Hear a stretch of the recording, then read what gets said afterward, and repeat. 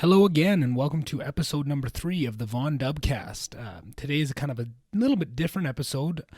Courtney had the great idea to have me be the guest on my own podcast, just to let people know where I kind of come from and what made me want to start this podcast. And I thought that was just such a great idea, and she so graciously volunteered. So, yeah, it was very fun to be put on the spot. And you can definitely hear me get stumped a few times with her really well thought out questions, but I think we covered some really good ground, and we'll show people where I came from, why I wanted to start this podcast, and just show everyone a little bit about myself so that when I'm interviewing these people that are going to be coming over the next few weeks, you can see my mindset and where I come from in some of the questions that I'm asking, and hopefully gets me a little more in touch with you guys. As always, you can reach out to VonDubCast@gmail.com if you want to send me any recommendations, any criticisms, things I can do better, things you want to see. I'd love to hear from you guys. And sit back and enjoy the podcast. And hopefully you guys enjoyed it as much as I enjoyed recording it. Damn, and since I do not have any intro music still, what do I got for you guys today? Intro music, yeah. And if you're sick of hearing me sing the intro songs, please just go on the email I said earlier and send me a goddamn intro song. Enjoy. Hey everybody, welcome to episode 3 or whatever episode I end up releasing this as. I'm kind of piling them up before I do the first initial dump, which I'm very scared for. But Courtney had a great idea. We were talking and she said, I think it'd be good for your listeners to get to know who you are. Eventually, if it does grow to a point where I'm getting new people that aren't just my inner circle that want to hear what I have to say, it'd be a really cool idea for people to, understand why I started the podcast, where I came from. I know I'll probably get into that as the podcasts go on and more guests come on that don't know me so well. But she decided she had the great idea to maybe have somebody come up with a list of questions to ask me, and she so graciously volunteered to do so. So I don't really know what we got prepared today. So Courtney, you can take it away and let me have it, I guess. All right. Well, I guess to whoever's listening, welcome to a very special episode of the Courtney Cast. Yeah. So it's really cool to be able to turn the tables on my brother Nick and shine the spotlight on him, so everybody else can get to know the guy behind this podcast. As a sister, I've been lucky enough to watch him grow and evolve throughout his life. And when he told me he wanted to do a podcast, I immediately knew it was a good move. These days, it definitely kind of seems like everybody and their dog wants to start a podcast. But if you know Nick, and I do, I know his passion for this mode of conversation has been building for years. And I've had the pleasure of watching his interest and thought process change and expand with his consumption of podcasts. And so I know how much they mean to him. And that definitely got me thinking that it'd be really cool. Like, I know all this, but I want his audience to get to know him and his journey a little bit better. So I'm not going to pretend that I'm a expert interviewer. You're going to do just fine. But I'm going to try and do my best to give everybody a glimpse into who he is. Perfect. And his hopes for the podcast. So first question, how does it feel to be on the other side of the mic? It's great. I think the biggest change I noted was the nervousness going in, and I've recorded 2 podcasts so far, yourself and Liam, and I was so nervous for both of them going in. I was just, stomach aching, that fear I hadn't felt since maybe playing hockey back in high school, just that visceral fear of, that heavy breathing, the hyperventilating. I noticed that for this one, because I didn't have to be the one on asking the questions and kind of driving things and just getting to speak from the heart. It's kind of my more natural state. I like to be able to respond. I'd almost prefer that to, I think it's also because I've listened to so many podcasts and just wished I could be a guest on one and have people ask these questions of me and have my point of view asked for instead of forced on people. And I still feel like, even though it is my podcast and I'm trying to bring myself to the world, I still felt like I could hide a little bit behind asking other people questions. But this is really what I want to do, is to be heard. That's why I'm starting a podcast, is to be heard. So it's a bit different, but I really enjoy it so far. I mean, I'm only 5 minutes in, but we'll see. I think I'm enjoying it so far. Okay. Well, I've got a mix of serious and fun questions. So we'll start with the easy stuff. Okay. If I were to just ask who you are, what would you say? I would say I am. I think that's a really good question. I think it's so funny that the first thing that popped into my head was how much I would have, how differently I would answer that question in like 2 months ago, 4 months ago, 6 months ago, and right now I feel like I don't know. I feel like at this point I'm in such a area of flux. I feel like I've accomplished a lot for my age with where I'm working and just my full time job, my 9 to 5, and I didn't get the happiness level that I thought I would when Mhm. I reached this. When I was in business school, if you could have drawn out a plan of where I'd want to be, have X amount of employees making X amount of money with this much power, that's kind of what I always thought I wanted. And then I got to that point and I realized it is fulfilling in lots of ways, but in not every way. And I Mhm. think I found that right now I see myself as someone that has something to be shared with people. And I don't know if that's in the form of podcasting. It's just that's the form that I love and that I've heard, and that's kind of my immediate fit. So I want to say I see myself as a podcaster, but I just don't feel like I have the confidence yet to say that. And Mhm. there's just so many stumbling blocks. But I think myself as an intellectual. I really enjoy listening to really smart people and their takes on things. I enjoy changing my position.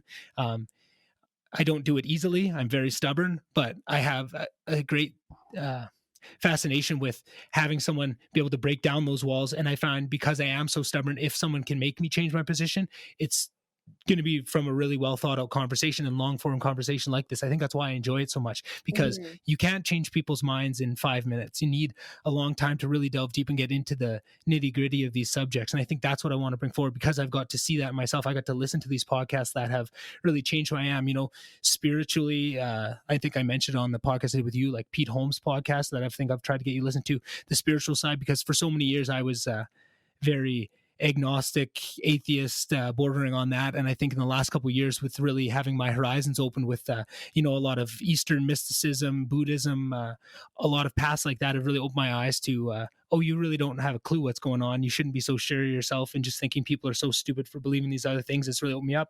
So I think I like to think of myself as more of a spiritual person. Like I said, the business part, I think of being a businessman is also a big part of my identity, but I think I'm trying to work away from that, because I don't think for what is healthy for me, that is the most helpful path to go down and really invest into myself. I mean, I think as I'm trying to find myself, I think this path that I'm trying to go down with this podcast is more true to who I am with all those factors. I think I even mentioned this, I'd not to go back to the first podcast we did so many times, but I have so many facets of myself and I'm interested in all these things that I do really enjoy business. But when it's, 12 hours a day, only business, that's all you get to do. You don't, no silliness, no Mhm. dancing around, no cracking loose. That's not really who I am.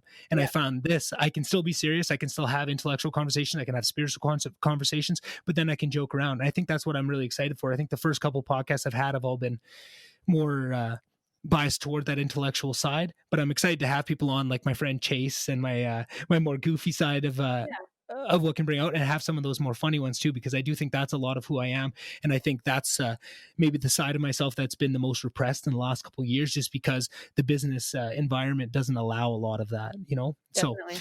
I think I danced around that question quite magnificently. Didn't give you a straight answer, but maybe you gleaned a little bit of insight from it. Yeah, no, I would definitely agree. So, because I know all this information, but Right. somebody who doesn't, who hasn't grown up with us or hasn't entered our circle Hmm. over the last couple years, let's just get a couple of the basics down. So, where did you grow up? I grew up in Slave Lake, Alberta, small town about 2.5 hours north of Edmonton. Uh, Maybe 5 to 7,000 people, very small town, oil and gas dominated, very hockey orientated. That was kind of the what makes the world go round in a small northern Alberta town, is all hockey. That was a huge part of my life, and part of growing up. It was very hard, cold place in terms of emotional availability. I think you were looked down upon a lot if you were in touch with your more feminine side, and I think I learned that. But I didn't. I think I didn't realize it as a negative until later on in life. I think I just, made the best of it as I could, because as a kid, you don't think of, oh, I wish I could have done anything more. It's just, oh, okay, this is how you want it. This is what is effective and gets me by. This is what the social currency is. I Mhm. can play those games, right? Yeah. I was very good at jumping into whatever the rules of that game was. And I think that's why I love going to university, because it was a new set of rules, but okay, I'll learn these rules and I'll jump right into them, right? I can play within whatever box you put me in. I just need to understand them. But I don't think it allowed me, to really be fully who I was Yeah. growing up, and that was why it was a big change going off to Edmonton and meeting so many new people, and Mhm. And then I think that was another big cultural change was when I got into podcasting too. Whereas you start out in such a small circle of what Slave Lake offered, right? There was only so many people to talk to, so many different points of view, right? It was very homogenous in that sense. And then you go off to university and you get your eyes open to all these different ways of life. You meet somebody from Pakistan, you meet somebody from all these different places, and you get a little bit of a taste of the world. We traveled quite a bit, but it was always with our family, kind of doing the typical touristy things. I didn't get that opened up.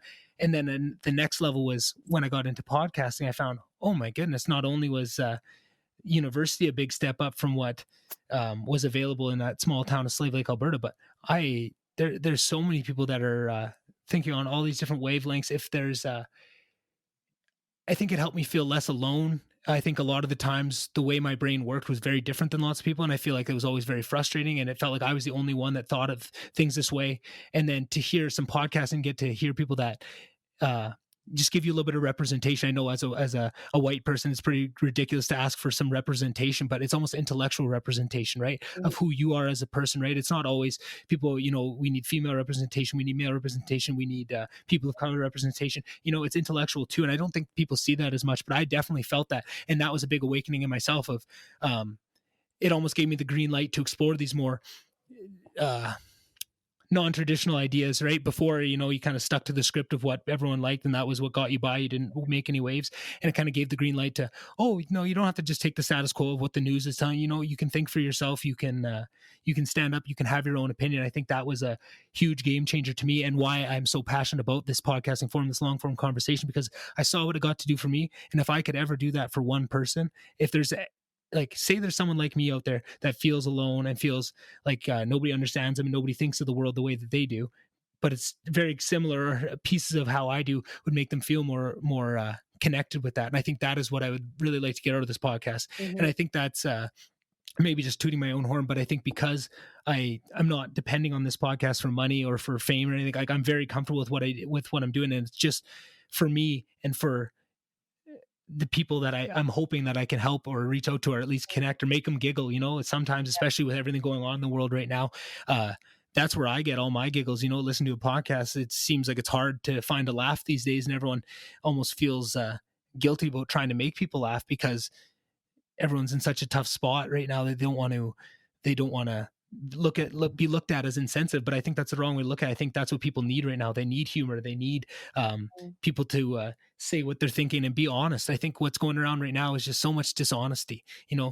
If it's dishonesty from the news, it's dishonesty from social media about what everyone's saying, right? Social media in itself is dishonest just by nature. Everyone wants to show the best of themselves and Mhm. not really paint an accurate picture, but it's just so much dishonesty with everything in life that I feel like almost podcasting is the last bastion of honesty and just allowing people to have an opinion, right? And I feel like that's also something that's drawn me to do this. Is it gives me free range to be opinionated and to go into these things, right? Mhm. For the 3 hours that we sit down or 2 hours that we sit down and do this, I don't have to prescribe to whatever people want me to think. Absolutely. I think I've already forgotten what your question was. I I asked where did you grow up?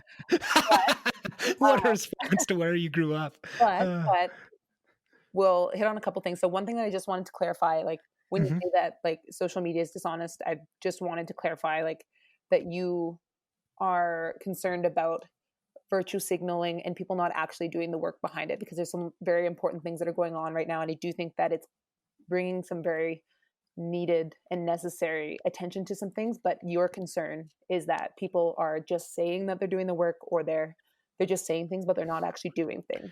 Right. And that's actually not even where I was going. I was just more so saying of just, even before all of the stuff happening now, if you can go 6 months ago, I still feel the same way. It's girls on a boat showing the amazing life they have. It's guys showing the bar at the drinking with the bar with a couple Oh girls around them. yeah, You yeah. just it's not dishonest in itself, but it's not an accurate representation by far, right? Mhm. It's the highest Absolutely. highs, and you don't see it. It just creates,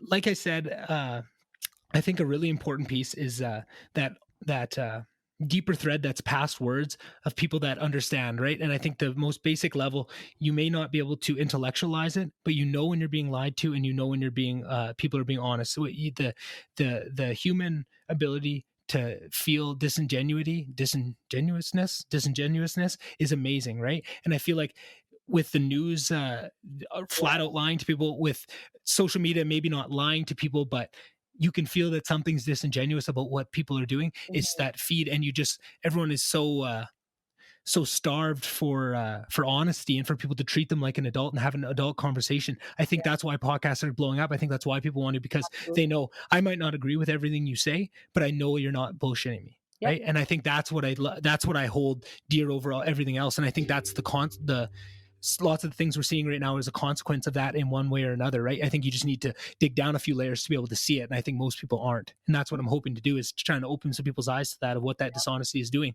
And I think lots of people are frustrated and they don't even know why they're frustrated. They just are angry because they feel like they don't know what's going on. I think lots of the things happening right now are echoing that, but I don't think they realize why they feel so strong about that. I'm sure there's other times where they know exactly what's pissing them off, but I think it's just as a society we were becoming a little fed up with it, Yeah. right? And I think that's what's pulling people towards more honest formats like this, right? Mhm. It's you can put on it's very easy for people to put on a smile and give a speech for 5 minutes at a time. But as soon as you go 20 minutes, 25 minutes with a conversation where you can hear to someone, you can only put that act on for so long. If you are being disingenuous, you're going to slip up, right? Mhm. And I think this is just where things are going. I was actually thinking this is going to go down another tangent that might take us away from our questions. But I was thinking, actually, it was because of our conversation about female representation at the highest level, with having a VP be a female. Mhm. Um, and how important that would be. It got me thinking, how amazing would it be if you equaled out the power between, everyone always says it's crazy that one person has control of a giant country like the United States or Canada, and they say it should be a panel. But that much change would be revolutionary. There's so many people just doing everything they can to prevent any change. They like being in power. They don't want any changes to the structure. Mhm. But if you could slowly do it, I think the first step towards that is to give the power.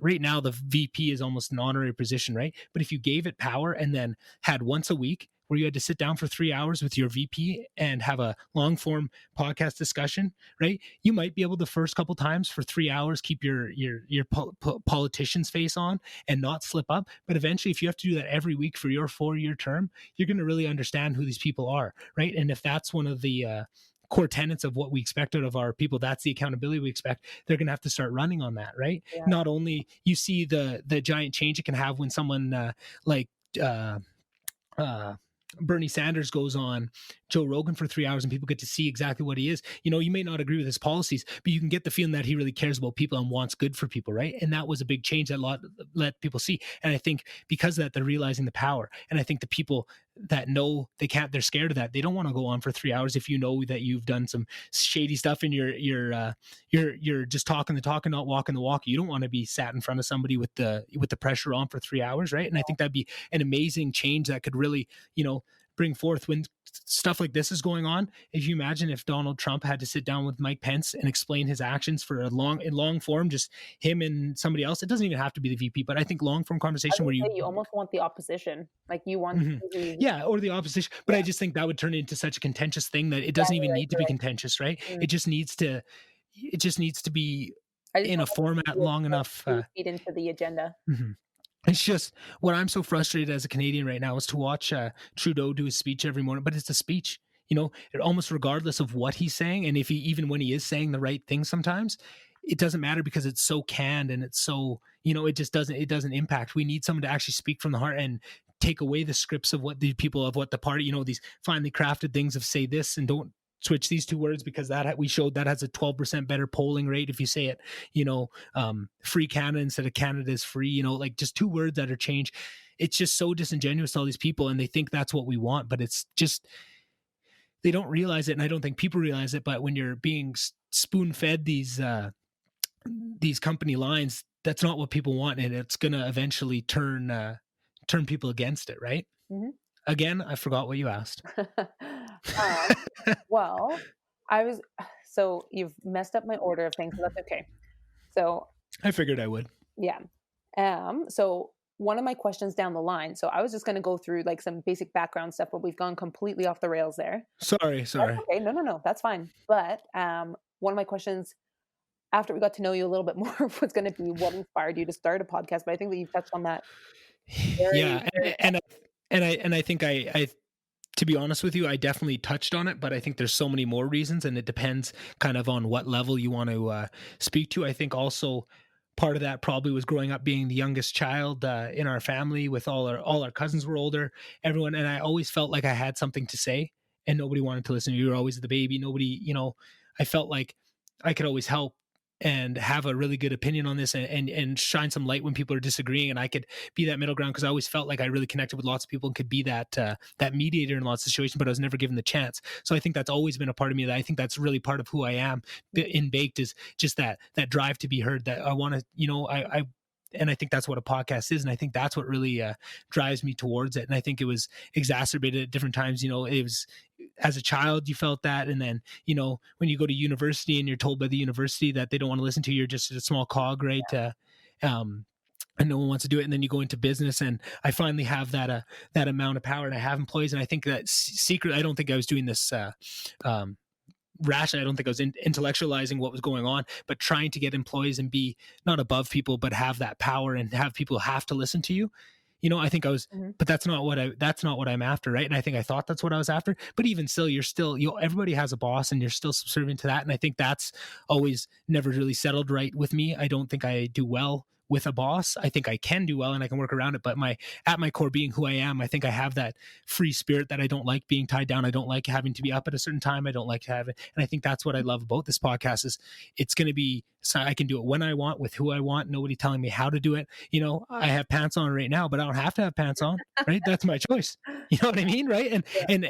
and it's more so about that. I think that is what's drawing me towards it. Mhm. Even more. And I think I've secretly wanted to do this for a long time and been scared, but I think I didn't even vocalize it to myself, even internally, just in my inner dialogue. I didn't internalize how badly I wanted to do it until I saw just lately how many people were starting them, and it just gave me that, like, okay, if they can do it, I can do it. Don't be a coward. Yeah. You can do this, right? And I think once I made that decision, I never fully backed out, but I tried every excuse in the book. My brain, I think it's the dual side of I love my brain. It's a very weird brain. It doesn't work like other people's. The more I get older and gain experiences, I realize how much differently I think of the world as other people. And it's a gift and a curse, because it's also very good. I'm good at problem solving when I'm given the inputs, but I can also trick myself quite easily. And when my brain gets going, I can rationalize things and come to a point of decision. And that's where I had to just bite the bullet, buy the equipment, not give myself any excuses, because I know myself. And if I give myself that room to squiggle out of it, I will. And that's why I think part of this whole, I need 3 podcasts recorded in the cam before I can release them. I think that's all part of the same game of me giving myself excuses to not do, but I've kind of stuck to that. And this is my 3rd one. I don't know what order I'll release them in, because maybe this is the best one to release first, right? Mhm. Got a little confidence in my belt. I'm not sitting here as nervous as I was for the other ones, but Right. Mhm. I think, and to come back to your question that I didn't forget this time, why I started, I think there's a million other reasons. I think as we podcast, there's probably gonna be a couple more that pop in my head, because there's so many different reasons that I want to. And I think what put the nail in the coffin of what made me want to do it is how scared I was Yeah. when I felt the fear of, when I made that decision of, I need to start a podcast. It was that your stomach drops out, because okay, like that resonated. It's almost not even stomach falls. It's like you got hit. Do you ever play with a tuning fork in school? Yep. And when you hit the tune, it almost hits you like that. And that's happened to me a couple times listening to podcasts. If someone says something that so resonates with you, and so, it strikes you like a bell. And a couple podcasts that I got in before I made the decision to do this, I almost, maybe 2 weeks, there was a period where maybe 6 podcasts, I was getting that, like, holy man, like, I can't believe, like, it was rocking my world. It was changing my worldview just with conversation of these people having these conversations. And it was like, I would love to do that for people. And if I could do that just once, like I said, giving people the okay to think differently, and think along the same lines that I do, but also to be able to impact people and show them these things, Mhm. to be able to articulate an idea in such a clear form with such passion that it can hit people like that and give them that tuning fork effect that I talked to. I just feel like it's done so much for me, and it's changed me who I am, that I would love the opportunity to do that for people. And I hate saying it because it sounds so cocky to do it, but deep down, I truly believe I can do that. Mhm. And I don't want to get too woo woo, but it's almost like everybody's put on this earth to do something. And I think this is, you know, there's infinite things you can do in life, but something about this tells me that I'm on the right track, and that this very well might be what I was supposed to do. Mhm. And if I don't explore this, if I don't at least give it a try, I've done a disservice to myself and I've done a disservice to the world, right? Because what if that is your one thing, right? Yep. What if this is your curing cancer? What if this is what I was meant to do, and try to speak to people and learn this? And like I said the whole time, this is a skill I'm going to get better at it. Trying to edit the first two I did have been painful. Listening to all the ums and ahs and the amount of times I said right when you were talking and right, like, oh my goodness, I'm going to have to cut that out, but I'm learning and I have to get better, and I know I'm going to get better at it. But it's that constant battle of believing so wholeheartedly that I'm on the right track and I'm doing the right thing and this is what I'm meant to do. And you're an idiot. You don't have anything worth saying. Like, why are you doing this? You're wasting your time. This is all this effort you're putting in. It's constant battle every day that I'm struggling with that. I lay in bed at night thinking, this is so stupid. Why did you do this? And then the next one I wake up and, you know what, this is what I meant to do. And I think that all comes with that fear. And I think that says I'm on the right track, or I'm at least hoping that I'm on the right track. But yeah. That's in a nutshell. I'm sure there's more reasons, but that's a little bit of why I'm starting a podcast. Mm-hmm. And I like that you touched on like the hurdles that you've been dealing with and kind of how you've been dealing with them, because I think that will really resonate to a lot of people. And I think that it's very lucky in life to have that thing that you're so excited about. And I think that really brings a lot of energy. Like I'm so grateful that that's how I feel about my profession. Like when COVID hit and we couldn't go into work, and like Liam asked me a couple times, like, well, like, is there anything that you've ever wanted to do other than physio, where like this might be the time to explore it? I was like, no, like, but I love that and I miss it so much. Yeah, exactly. And I think that is a big change. And I think this is something that podcast gave to me was the realization that you can chase your dream, and it's not crazy to do it, right? And you see these people that started a podcast at 40 years old and now they're 10 years down the road, they're 50, and they say, oh, I wish I started this when I was 30, and just that amazing. But I'm only 26. If this is something that I want to do for the rest of my life, I'm going to get a lot better at it, and I have that time to grow with it and let it change. But also, I think another reason to go back to the question, like I said, I think I'm going to have to come back to this question as I realize all the different reasons I started a podcast. But I go back to a conversation me and you had maybe 3 years ago. We were running in Edmonton. I was staying with you at your apartment, and we went for a run around the river. And you said to me, if you could do anything, I think it was before I even graduated, you said, if you could do anything and money wasn't an option, what would you do? And I think I said to you, I'd stream video games, right? I'd get a Twitch channel. And you said, well, why don't you do that? But I think I was still so stuck in, I'm getting my business degree. I need to be a businessman. That is what my goal is. I want to have employees. I want to have a really good salary. I want to make big decisions. I want to be in the corporate boardrooms. That's where I want to be. And I wasn't wrong with that, because I do really enjoy that and I'm enjoying what I'm doing. But I think that has given me the security and the safety net to explore something like this. But I think at that time, even when I said I want to stream video games, what I really said is I want to be able to talk to people on a grand scale and have my ideas. I want to be heard, right? And video games were something I really enjoyed. And I was seeing people do this, and I would watch. At that point, that was before I'd found podcasts, and that was really, before that, I was watching all these streamers that would play video games. And that's a big part of it. But what people don't realize is it's a personality. It's listening to someone, they get to express when they're playing video games for 4 hours, they're going to talk. That's really what I was after. The video games were just a side effect of it. I just didn't know it at that time. But then eventually, when I first started listening to a podcast, it was, I think 3 months after I graduated university, I listened to my first podcast because I was doing a bunch of data entry stuff at work, and I was so bored that I needed something just to do. And I just fell instantly in love with it, right? It was, you find one podcast and then you find another one, and then it's that fever pitch. And then you discover that you can listen to things at double speed and triple speed. And then you're taking in 3 hours of content in an hour. And that speaks to my weird OCD of efficiency. Yeah. I have some real issues with efficiency. If things aren't efficient or done, if there's a better way that you could do it. There's a kid standing on the fence just outside my door. How weird. Oh boy. That distracted me. I hope he doesn't fall. Anyways, where was I going with that? Yeah, but I didn't realize what I was looking for at that time. But then I think I found it. And that's what's so exciting and also so scary is I have all these little roadmaps that were kind of pointing me this way my whole life that I didn't see. And once I made that decision, I need to start a podcast, all those realizations kind of came rushing back to me. That conversation we had of, oh, this is actually really what I think I want to do. Mm-hmm. Right. And I think that scares me half to death because, it's a big moment, Yeah. and it's scary. And I think also a big part of that fear too is what if I think this is and it's not? What if I'm no good at it? What if, Mhm. there's all those fears that come with it. But Mhm. it's, I'm so thankful to, our parents and the, the confidence that they instilled in me, to be able to do these things right and to not balk at it and to know. And I'm very happy with the response that I've got. They've been a little more, uh, what's the word, when you're okay with it, you want to, you're been more encouraging with this. Yeah. More accepting and encouraging of this, because I think part of it is they see the passion that I'm jumping into it with. Mhm. But when I go back to when I started learning guitar just on a whim in high school, and also that's quite annoying. So that's a completely different story, but I feel like they weren't very, they were supportive, but not to the level I think I wanted at that time. As I Yeah. felt like it was such a scary undertaking at that time that they should have just been all in. But I can also see the other side of it of you're terrible at guitar, stop playing it around us, go downstairs. Yeah. Uh, but it is nice to have that little bit of back a little bit of wind in your sail to get you going. Yeah. I think that's what's helping me not give up on it Absolutely. and push me forward. Mhm.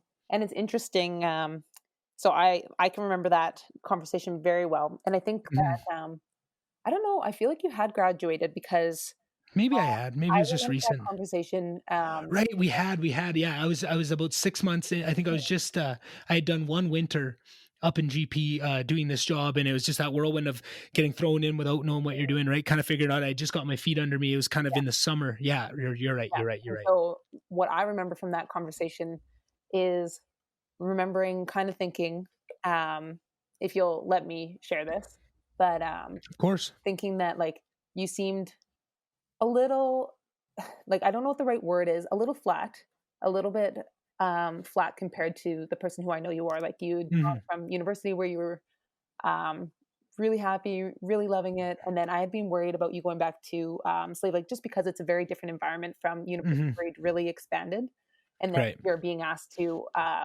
Hmm. put yourself back in this little box, and so I just remember. And you're right. I really struggled with that going back that in between graduating and getting this job opportunity in Grand Prairie and moving here and going back to Slave. Like I was really struggling. Sorry, Yeah, go on. Didn't mean to um, interrupt you. and so that's why I asked because, like, as your sister, obviously, the Hmm. only thing that I ever want for you is to be happy, Right. and to be who you are because you're a very bright, colorful person normally, and you definitely weren't um, as um, as happy as I'd seen you in the past. And so I remember Hmm. asking that, and it like to me in my mind, and I think like at this time I knew that I was on the right track, whether I was in physio school already or working at a physio clinic. Hmm. I knew like that not everybody's going to have that kind of passion for their job, Right. but everybody can everybody deserves to take their passion, and make it a part of their life. And so whether that's, Hmm. as a hobby or as their business or it's a hobby that becomes a business, like Hmm. and I also think that we grew up having very strong male role models in our life, but it looked one way. Like we always Hmm. saw our dad as the businessman, as a boss, um, in the literal term of the word, Hmm. not the like Colloquialism. yeah.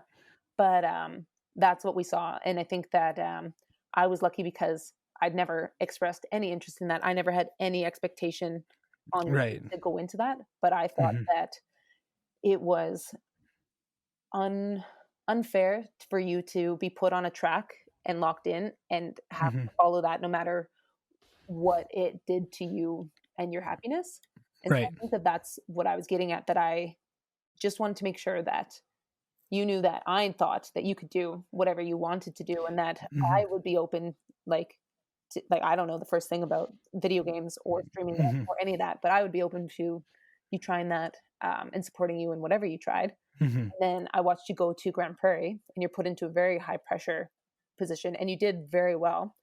But I think that with you being like not having a support system in Grand Prairie, you're 5 hours away from me, you're 3 hours away from our parents. Hmm. You're in a high pressure, situation where you're working on doing your job well. And I think, um, and this is my view of it and how I think that it would be for me as well, is having to excel because, that your dad is in the business as well, and so Hmm. you want to excel for yourself to prove to everybody else what you can do, but also to our dad as well. So I think that that is a super hard position to be in. And Hmm. then in addition to that, you don't have anybody else in GP who can be your support system. I'm not saying you don't have support system, Hmm. but I think that as a big sister, it's hard to see that. And like when we would talk on the phone, we'll talk on the phone for a couple hours, and then we'll catch up on Hmm. everything, and we'll trade podcasts back and forth. But it's not the same as being Hmm. there. And so when you said that you wanted to do a podcast, I was super excited because Yeah. I know that like you've got a little bit more support there now, but I know how excited you get about talking about different things and learning new things. Hmm. And Grand Prairie is not a massive city where you would have a whole bunch of opportunities and exposure, and also like you have a massive job as well, so you need a little, like, it's not like you can just like go to a meeting of intellectuals if it existed Right. every Sunday at 6. Like, it needs to be a little bit more flexible. So I was super excited when you said that you wanted to do this because I knew you could do it if you put your mind to it. Um, but also I just knew that like it'd be something that really, like, regardless of what it becomes, like it'll be something Hmm. that's super good for you. Yeah, agreed. And that's what I think is pushing me forward too into it. Right. Like you said, that's what every person that has real happiness. Sorry, this is a real generalization. A lot of the time, when you see someone that is really, really happy in life, it's that they took a hobby and let it become a job. Right? Didn't put any pressure on it to make them money. Just did it because they loved it, and eventually it resonates with people, and it gets to that point. Right? And that's Mhm. why I feel so thankful to have gone the path that I did and found at this point where I'm still young. I still haven't invested all my life into one thing where I'm really set onto that path. Like you said, I did feel that a lot of being put onto that track. But where I mentioned earlier, I'm very good at tricking myself. I think I lied to myself a lot and pretended, no, I want to. It's not that I'm on this track that is forcing me to businessman and take over. Mhm. It's I want this. This is what I've watched our dad do this his whole life. And that's my kind of only way forward and stuff. And I think I just pretended a lot of time that that's what I wanted. And I think over the last little while, I have seen that. And it's not that I don't enjoy what I do. I really do enjoy it. And all those things that I kind of pointed to, I like having employees. I like having the responsibility of knowing that I need to do a good job because there's people relying on me. I really enjoy that part. But I enjoy it more in a sense of, when I was to go back to this with trying to explain a dodgeball thing to civilians again from Lister, but when I was managing that team, and essentially I was a coach, right? I was a coach of a sports thing, just to take it down to its essence. I felt so I've never felt before, or maybe even after, or maybe close to when I decided to start a podcast. That's when I got this feeling back, but just feeling like I am where I need to be Mhm. was when I was coaching and instilling, getting people fired up, doing, pre-game speeches and strategy and, it sounds a bit aggressive, but give them that war speech of no, we're going to war right now, and getting them fired up and getting, just I get goosebumps just thinking about it Yeah. because that was so who I am, and that's a part of it. It's Mhm. the business part of being a leader. That's what I like, right? Like sometimes the tedium of it. I didn't realize. I thought leadership was going to be like I saw that, like being that coach, getting people fired, but a lot of it more so is babysitting, and it's a lot more tedious. It's still important. It still has a lot of role, but it's just managing people's attitudes Yeah. and how they interact with each other. That's mostly of what it is and what the role is, right? And it's been changed to learn that, but I think that's the part of it that I do like. And I think a lot of the other stuff I was a lot maybe fooling myself into, oh, I really enjoy this, and really I didn't. But also I think you nailed something on the head unintentionally too when you said there was pressure for that job to not only do a good job because I have high expectations of myself, but also for our father, who is super loving, but not maybe super judicious with his praise. You have to do pretty good to get it, which is very nice now, because when you do get a good job, just lately we've been going through something with the business, a very big change that I've kind of just inserted myself in and taken the lead on to really bring it forward. And he's been very liberal with his praise of, hey, this is really helpful. Thanks for doing this. You're making this whole process very nice. And I almost get tears in my eyes when I get when you get that.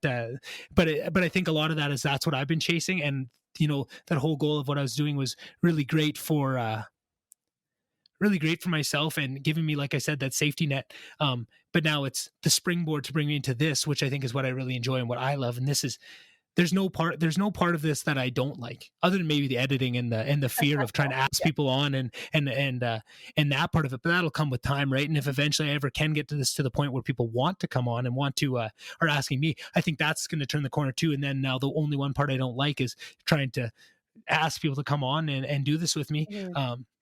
I think that's going to go away, and it's just going to be purely something I enjoy, something I get a lot out of, and I'm already really enjoying it. I noticed the day after we recorded ours and the day after I recorded with Liam, just that floating on air feeling, like walking around the house the rest of the night, you get that. And I think that's another big sign with that fear going into it. You're so scared before and you're so happy after. I think that really shows that you are on the right track, right? And it's one thing, I just want to make sure I stick with it and don't ever let it fall to the wayside, because I think it'd be very easy, because it is quite a bit of work too. I think I'm very putting nice rose tinted glasses over it, but editing and all that and learning, which again is probably going to get easier as I go. It's not going to be take you 6 hours to edit a podcast like it did the first time and then delete it halfway through. Oh, I was so devastated. That hurt my heart when you texted me that too.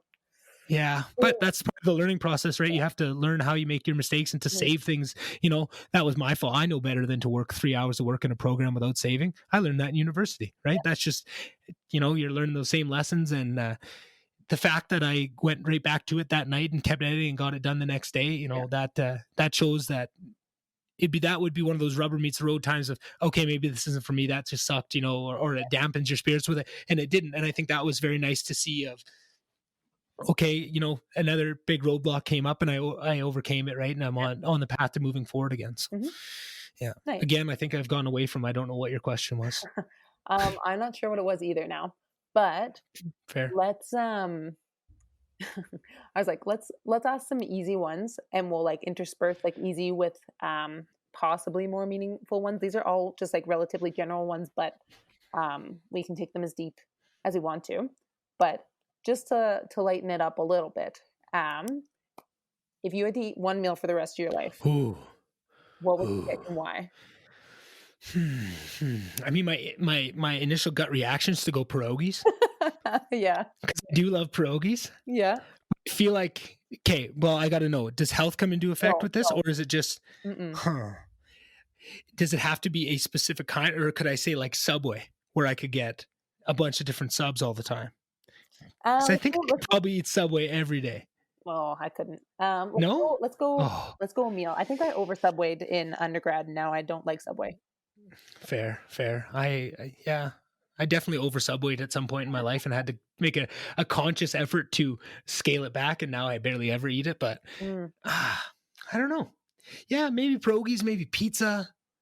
Maybe spätzle and goulash. That's our grandma's famous dish. It's a very German meal. It's like potato pasta. Oh, it is something else. So maybe that. I'd say pizza, pierogies, or spätzle, however you pronounce it. Yeah. What about you? What would you go for? Well, every Saturday, Liam and I get a burger from the Next Act in Edmonton, and that's I still haven't had that. Oh, it is good. Next time you come to Edmonton, we'll definitely order it. Okay. It's really good. It's a really delicious burger, the best burger patty on a brioche bun. And then they've got really delicious fries with jalapeno mayo. Ooh. Yeah, it's delicious. So I definitely eat that at least once every 2 weeks, and I'm not sick of it yet. But if I had to eat one meal for the rest of my life, I might go with a big breakfast. Yeah, you are a breakfast person. I love breakfast. Yeah. Mm-hmm. Yeah. And then if you make the big breakfast where you got a pancake on the side or a waffle on the side, then you always got the savory and the sweet. I think that's probably where I'd go with it. Yeah. I think your decision was much smarter than mine. Okay. So then let's see what else. What is the best compliment you've ever received? Wow, what a good question. Hmm. Somebody asked me that. I was asked this quite recently, and I was just like quite taken aback by that.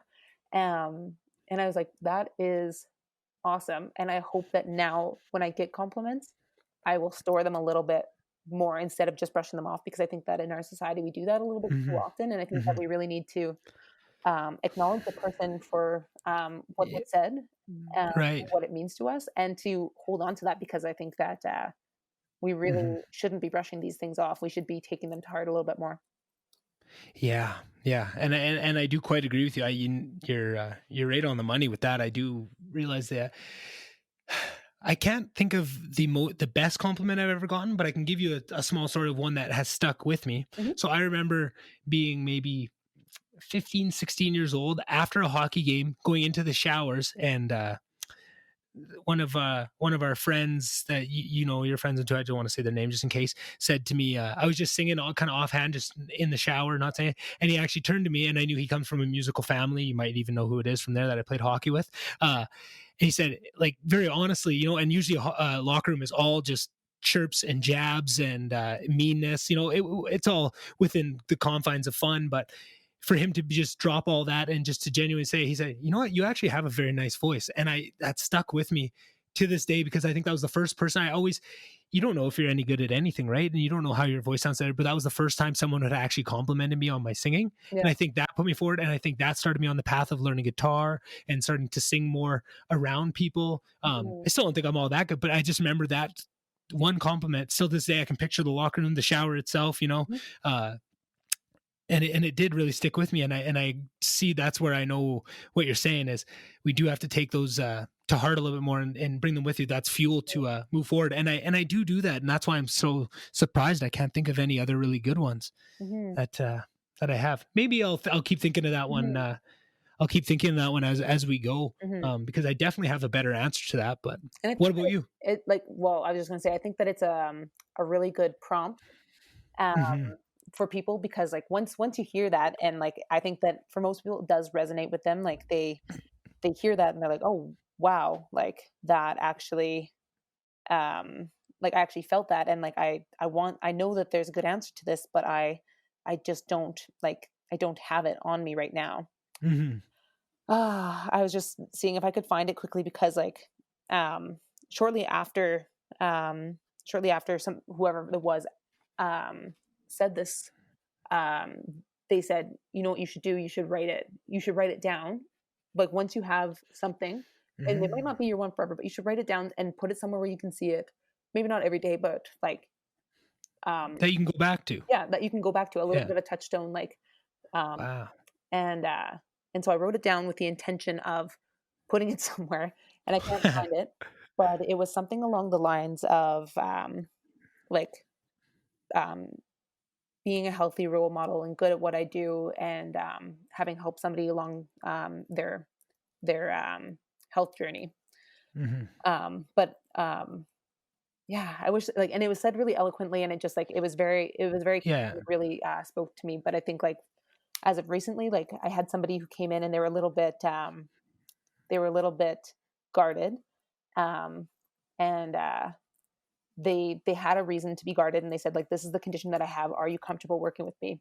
And I was like, yep, like I've taken a couple courses on this actually, like this is the knowledge that I have, are you comfortable Hmm. working with me? Because I'm comfortable working with you, but I want this to be a relationship where we feel on equal footing. I never want it to be where I'm the one who has all the power, and then Hmm. this person's like, yeah, no, like um now that I know what your schooling is, like somebody told me that, but I just wanted to know. And then we went through the session, and at the end asked them how they felt, and they said they felt really good. And then they're about to leave, and they turned back and they're like, I was really nervous coming in, like I've seen a couple other people and nothing was really working, but like she's like, you were really lovely, I really enjoyed Wow. spending some time with you, and I feel better, and I feel a lot more hopeful now. I was worried that like this was just going to continue to get worse, and now I feel better. And Wow. that really was um, like a complete day maker. And I had enjoyed my time with her, and it was really awesome that a couple courses that I'd taken that aren't necessarily what every physio takes had Right. given me the tools to be that person for her. Oh, that's great. So yeah, that was probably Hmm. the one that comes to mind for me. Yeah. And I kind of already mentioned, so I didn't want to go back to it, but definitely just with just this lately, having our dad kind of reach out after a big day, like I said, I almost teared up when I get that. And I'd say probably most of my compliments that really hit me are from him. Mhm. They may be few and far between, right? And that's not to say I don't want to make that sound like he's this heartless person. He No, definitely tells us he loves us, mhm. and it shows it in a lot of ways. It's just he's A a straight up compliment. It's not, yeah, just straight up compliments don't yeah, come too often, but it means so much when they do, right? And that's what's so important. And it's and I think everybody could do well by listening to that and realizing the power of compliments to be more liberal with giving them and to be more thought out with giving them. I think where I am, where my mind immediately goes to is I pride myself on being a good uh, complimenter too. I really try to dig down to. I think that's part of one of my skills as a human is I'm good at digging down to what a person is, their core goodness of what brings them to who they are. And I like that. I've done that with lots of people. Sometimes I have a habit of this of if I just haven't connected with someone, sometimes I'll just send them a message on Instagram or on Twitter, just like a really nice thing to just like a day maker, like you said, of just I think you're a really smart person. I think you're really caring. I think how you interact with people and always bring brightness to your day, right? I do that with everyone. I think one I remember doing to like someone like Alina, yeah, who Alina, is such a happy person that just brings yeah, like so much joy to everybody's lives and just would drop everything to help anybody ever. mhm, I think one time I just had a maybe she posted or something. I just got that overwhelming feeling of of thinking that and just why hold that to myself. I think that and I think she's done so much to earn that. Why not just reach out? And I just said, what, I think you just are a great person. You bring it, and that those things that go so far. And I think I need to do that more. yeah, I just think it takes 45 seconds out of your day to do, and it can change someone's whole week, and you totally, don't know what they're going through when they need that, right? And I think doing that sort of thing is amazing, and I think that'd be something that everyone could do, once a week. Just make it a scheduled thing where you just pick somebody you haven't talked to in a while and just someone well enough to give one of those compliments that are going to hit the right way because you really care about it, right? And if it's coming from the right place, it can really change people's change the position they're in, right? totally, Hmm. 100%. Yeah. I'm thinking to myself that I need to do that a little bit more often too. Yeah, I think everybody can, right? And it's one of those things. It's everyone gets busy and everyone has a million things going on. It's a lot easier said than done. Mhm, But I do think every once in a while, I can picture two or three people in mind I know have done it before, and it's I hope it's been. I don't know what impact it mhm, had on them, but it feels good for you, right? When you give a really good compliment, that is heartfelt and meaningful. It feels good to do too, right? It's there's no downsides to stuff like that. That's what I love. I love with my weird efficiency brain, and there's no downsides to something. It's just pure good. Nothing gets me more excited than that, right? yeah, And that's what podcasts are. They're free. They're if you don't like it, you can turn it off, right? But all they're trying to do is bring you enjoyment, ideas, laughs, right? They're just trying to entertain you for free, right? There's nothing more noble than that. I'm sure they make money on the other side, but yep, for the actual end user, if you don't have to pay anything, you don't have to. It's just bringing pure joy to people. And I think that's what makes me so excited about the format too, on top of all the other things it brings and just where it can move the world. Because I do see that um, podcasts are the source of rationality and nuance in the world right now, where everything is trying to pull things from one side to the other, trying to polarize all these subjects. Anything that comes out in the news is a new news story. They'll do the first thing, Fox News jumps on to rationalize it this side, CNN rationalizes this side, and nobody's stuck in the middle. And that's where podcasts come in to fill it up, right? And I think that's what's going to change the world. If I'm honest with people, I think that's what's going to change the world, and that's why I want to be part of that change, right? yep, And I want to, even if my podcast never gains any traction and people don't really enjoy it, doesn't resonate with people, that'd be fine. Even if my podcast just opened the door to get people from our neck of the woods, right? If it even brings more people from Slave Lake to start listening to podcasts, start opening their minds to more people, I think that would be a huge step forward in itself, right? I think that and listening to things on multiple speeds are the things that are going to change the world.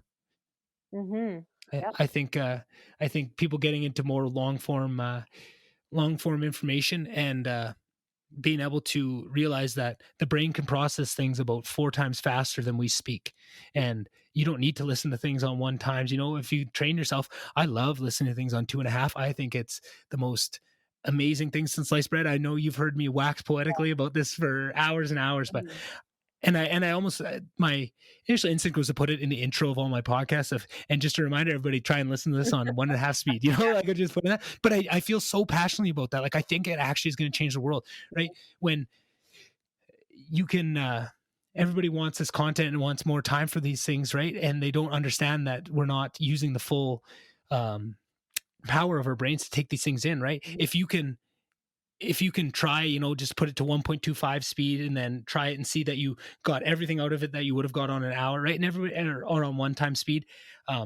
Everybody's different. Everyone's going to have a different level, but you don't know what you're capable of, right? And if half the world started to increase the information they could take in and could learn, right? Nobody has time to listen to a 3-hour podcast on a really nuanced view on stuff. But if you listen to it on double speed, it's only an hour and a half, right? And I think that's going to open the door to people, maybe they don't want to invest an hour and a half of their day every day to listening to a really non-biased worldview on what's going on in the news, right? Instead of maybe putting CTV on for 20 minutes in the morning, they don't want to invest an hour and a half. Well, if I can listen to it on double speed, that's 45 minutes. It's a bit more of an investment, but you get so much more out of it. So much more enriching, right? Mhm. And I think as soon as people start to give that a chance, I think the time limits is what scares people a lot. And I think giving them that extra tool to take away that one fear that would hold them back, right? The only negativity I know I just said podcasts have no negative to them, but everything has a negative, right? Mhm. It's your time investment. That's your sunk cost of, I am giving myself, if that's a 3-hour podcast, I'm giving you 3 hours of my life that I really, there's a million things you can go on YouTube and spend 10 weeks and not get bored, right? There's so much things that can entertain you. And then there's movies, there's TV shows, there's so many things, right? To ask somebody to give up 3 hours is a lot, but I think that's what scares people off. And they don't realize that if they gave it a chance, they'd get more in that 3 hours than they would out of a whole season of Ozark or whatever, right? Like, cause all it takes is that one tuning fork moment where somebody says something that really connects with you, that makes all those hours you invested into it worth it, right? And I think to lower that barrier to entry down by speeding up the what they can listen to it at, or just to realize what they can listen at, because I don't think people know that, right? I wish I would have looked up that study before of they look at how quickly you can take in audio, like what words per minute you can understand people speaking to you Mhm. versus what the average speaking, and it's like 4 times different, right? The average conversation speed that you go on, you can understand like 4 times faster than that. So really 1.5 times, you don't even notice it once you do it, right? It might be weird for the first 2 minutes, but I can't even listen now. When I try and listen to stuff on normal speed, I can't do it, like trying to watch movies with Alyssa is tough, because okay, well, what speed can we negotiate this one at, right? And like dramas like movies like Parasite and Once Upon a Time in Hollywood, I definitely listen to those on one. And there's definitely stuff that I, for the art, you want to give it the respect that it deserves. Mhm. But then there's stuff like podcasts or video games or news articles that you can read or listen to on double speed, and you get so much more bang for your buck that it just is amazing to me. And I feel like if that was to catch on more, it would really make a huge impact on the world. And just we're not fully exploring the speed at which we can move forward as a human species if we're not really pushing the limits, the way I see it. Right. Yeah. Again, I think I've gotten way off topic of whatever question you asked. Yeah, I don't remember what the first question was. I think somebody might have knocked, but they obviously don't want anything enough to come through. Fair enough. Okay. So then maybe as a humanizing question, tell me about a Ooh. time you messed up. Oh, all the time. I mess up all the time. As an example, if Which you're comfortable with sharing. yeah, and I know I have them, because I'm very much, when I mess up, if it's to a certain level, it will haunt me forever. It still does to this day, right? And I think that's again a blessing and a curse, because it helps you from not making the same mistake to not do it again. I have one in my head, but I have another guest that's coming on soon, and I want to have that kind of retell that story with them. So I don't want to jump right into that one. Okay. That one haunts me. Maybe I'll just have to go with that one because it's easy. But Well, don't if you think that you're going to use it with somebody who might have some. right. Can we come back to that one? Because I'm sure I have one that will come to me now that I know to think of it, because that is a very good question. I definitely think I have a lot of them, but I'd have to think of it better. Okay. Who is the smartest person you know? Oh, in person? Yeah. I don't know. Who's the smartest person I know? And like for me, my mind goes like there's different types of smart, and so I've got different. Right. Yeah, that's kind of where I'm going. Could you give me one of your examples of who's the smartest in like one area, just to kind of kickstart my brain?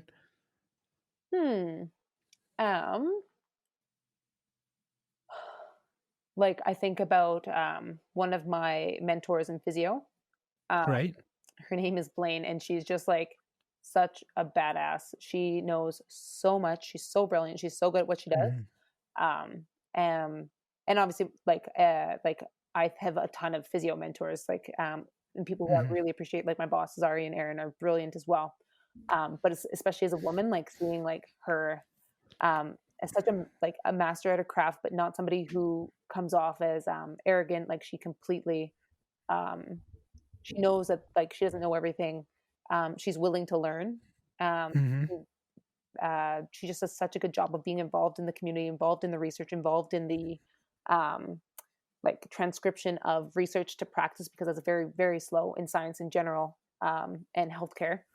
Um, and she's just so good at what she does. And even though she's so smart, she's very personable. So like Hmm. if I were to think about like my physio example, that'd be one thing. Versus like if I were to think of like the person who's the smartest in business or the person who's the smartest Hmm. emotionally, like Yeah. a couple different examples that you could use. Hmm. Yeah. Well, I mean, if I just go on the business one, my first instinct is to say our dad, just because Mhm. I've got a front row seat to see just how smart he is with the business side and just the wealth of knowledge that he has. But just take it one step further and maybe a less cheaty answer than just using our dad. But a guy named Dan M. He's from out east. I won't say his full name just in case he doesn't want to, but he does the same job as me and Ingo in the fuel business, but then has um, all these other businesses that he's grown, and he has just a multitude of different businesses that he runs, from fuel to retail to franchises, and he's just incredibly down to earth still with all this. He has this wealth of knowledge, and I find every year we go to we have a national conference with all these people that come there, and I just find every year I just sit there and just listen and try and discuss with them, because I learn something every time, right? I mean, last year I was really struggling with the guilt of coming home, having that high stress job and trying to come home and not think about it. And then if you go and you play video games and you enjoy it, you feel this immense guilt because you're not. There's still so much to do at work, and there's so much going on that you feel guilty to even enjoy anything. And he said to me, "I just I go and I have my work time, and when that ends, it shuts off and I don't think about it. And that's what you have to do." Right. And I've really tried to implement that with myself over the last year since that last conference. Right. And I just found that that's just one example, but I've learned so many things from my small interactions once a year with him. I just try and suck that up because he's been around the block and he's so nice. And I think that's one of the big things is you wouldn't, if you didn't know all these things about him and how incredibly successful he is, you wouldn't know it. Mhm. He treats everybody amazingly. He's very humble. He's quick to laugh. He'll crack a joke with you, and he's just an incredible human being, Mhm. top to bottom. And I take so much from him every year. And I think that was one of the with this COVID thing, they had to cancel that conference this year. And the conference is one thing. I mean, it's always fun, but it's not. I wasn't crushed by any means, but to lose my opportunity to learn more from Dan and just to get to see him, and I enjoy him as a human being. He's fun to hang around with, right? Yeah, yeah. And I'd say maybe just in general, but definitely for business, I'd say he's probably the smartest person I've ever met with that kind of stuff, and that I've learned the most from, right? Mhm. And I think what another big shift of mine too now recently is to listen to. If you would ask me the smartest person that I know, that I listened to a lot before with this podcast coming in, that was my first instinct, was to go Eric Weinstein, right? I think he's the smartest person I've ever heard of, just that I've listened to talk, because I think what's so interesting about podcasting is you say, who's the smartest person that I know, right? And you go through your Rolodex of who you know. But I would argue that I know someone that I listen to, say, 4 hours a week of content of long form like this, sitting down, getting to know them over the past, like, how many years? I probably listened to thousands and thousands of hours with them of really intimate conversations, and I know them better than I would Dan. Mhm. Like, I use him as an example, but I think I'd see these people, and I think that was a huge change in myself, as to who you surround yourself with determines a lot of who you are. Mhm. And I think that was a big shift in myself. It doesn't matter how physical, it's 2020. It doesn't matter physically who you surround yourself with. Yeah, Very important. Don't get me wrong. It's who totally. you interact with day to day. But especially moving up to Grand Prairie, I don't get to, other than people I interact with for business, I don't get to interact with as much of my circle. But I found that I could surround myself with really, really intelligent people like that, that have these incredible mindsets, and maybe not, like you say, not purely intellectual smarts, but spiritual smarts. Like Pete Holmes, I keep going back. He's a comedian, not who you think you'd go to for your spiritual knowledge, but he has very spiritual guests on. But that has changed me almost more than any of these other podcasts, just opening my eyes to all these things, and meditation, and being present, and all these super important things that I always, because I think it's kind of taking a bunch of steps back, growing up in Slave Lake, Alberta, meditation and being mindful and spiritual was not very didn't have very much social cachet to it, right? Oh. So I never really, but I just took that on as myself. Is that stupid? People are stupid that think of that. Such a waste of time. You're a hippy dippy, we're about making money and getting shit done, right? That's all stupid. And then you hear it in just this huge area that I've been ignorant of for this huge swath of my life. I had no idea of any of these Buddhist teachings, and how much more it, how much more wide ranging it is, and actually impactful in your day-to-day life, right? Like I always thought it doesn't matter who you pray to at night, right? It doesn't have any impact on who you are other than being a good person, but it can change how you look at the world, and your interactions with people, and all these things that I think that's what I'm so glad with, is I have a really smart spiritual person that I can listen to. I have very smart intellectual people I can listen to, right? Just in terms of being rational, right? And then you get to think of all these other places of who's the funniest person, and now you get to listen to the funniest people on earth. That is their job. They're comedians, right? And comedy is a huge part of my life, and I love comedians. I love stand-up comedy. That's something that that's another big passion of mine that I can't really explore right now, but I think I'm definitely going to try it at some point, right? Yeah. Just because it's so impactful. But now I love humor and I love to laugh, and now I get to listen to hours and hours a week of the funniest people on earth, just shooting the shit with the other funniest people on earth, right? And it's just that it's like you get the highest level of all these different aspects of what you'd want to see, and you're no longer confined to just who's immediately around you, right? That big step up from Slave Lake to Edmonton, and that expanding of circles of who you can interact with and how you can interact, and what different social cachets you can find, right? Where people actually are valuing the things that you've kind of hidden away because they were never valued before. This is another big explosion of your circle, right? Into now you're not only limited by how many people are in your city and how many people you can interact with that way, but now you've be able to interact, albeit one way, with all these other people. Maybe you don't get the full benefits that you would being able to actually be person to person and talking to these kind of people that you look up to, but you still get a lot out of it, right? And I see this as an opportunity to get me in the door to have those conversations, and maybe not just listen to these really smart people in whatever way they're smart, whether that's spiritually, intellectually, whatever. I can try and bring those people onto this podcast, and then you do get the benefits of having them be within your life, be within your actual inner circle, or not even your inner circle, but at least acquaintances, right? And I think that is another huge goal of what I want to get out of this, and something that eventually just another, if you enjoy it and it goes down the road, that'd be another huge boon that would just come with it as kind of just one of the perks. Yep, definitely. Okay. All right. What was the last book that you read? And then what is the best book you've ever read? Oh, the last book I read was The Art of War. Wait, War of Art. Art of War is that old book on actual war. So The War of Art, it's a book on, it's just a tiny little book, and it actually was quite game changing. I was blown away by how much was packed into that little book. I'm going to bring it to you because I think you should read it. It's about artistic ventures and finding the motivation and not letting yourself trick yourself into not doing things. Kind of what I talked about. He calls it resistance. This, whatever form it takes, right? That can be rationalizing that I need to cut the lawn, so I'm not going to do this, right? I'm not going to sit down and write my book because I need to do this. This is more important, and all these different things, and the fear and all these different things going on, and how to become a pro and how to sit down with it. And I just thought it was wildly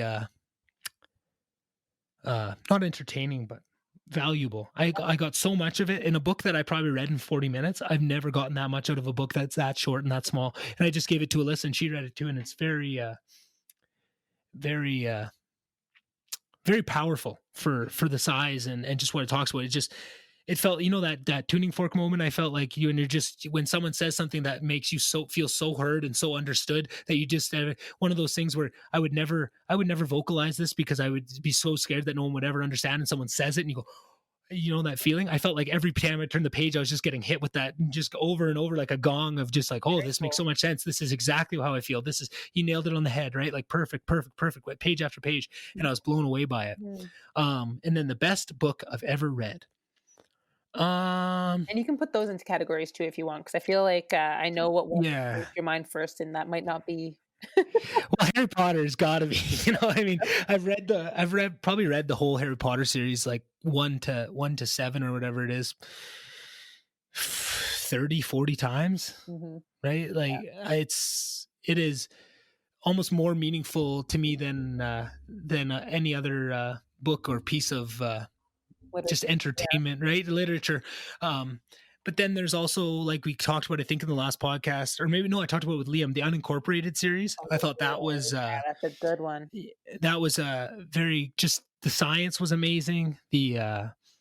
The theories and the way they just their predictions of kind of where they see the world going in a couple hundred years was just so amazing and just so well thought out. I just really enjoyed that one. Mhm. Yeah, I'm trying to go a little nonfiction on one of the best books I've read, but for nonfiction, I'd say it has a longer name, but Memoirs of a Boy Soldier. Mhm. Mhm. It's something Memoirs of a Boy Soldier, but if you Yeah. just Google Memoirs of a Boy Soldier, it'll come up.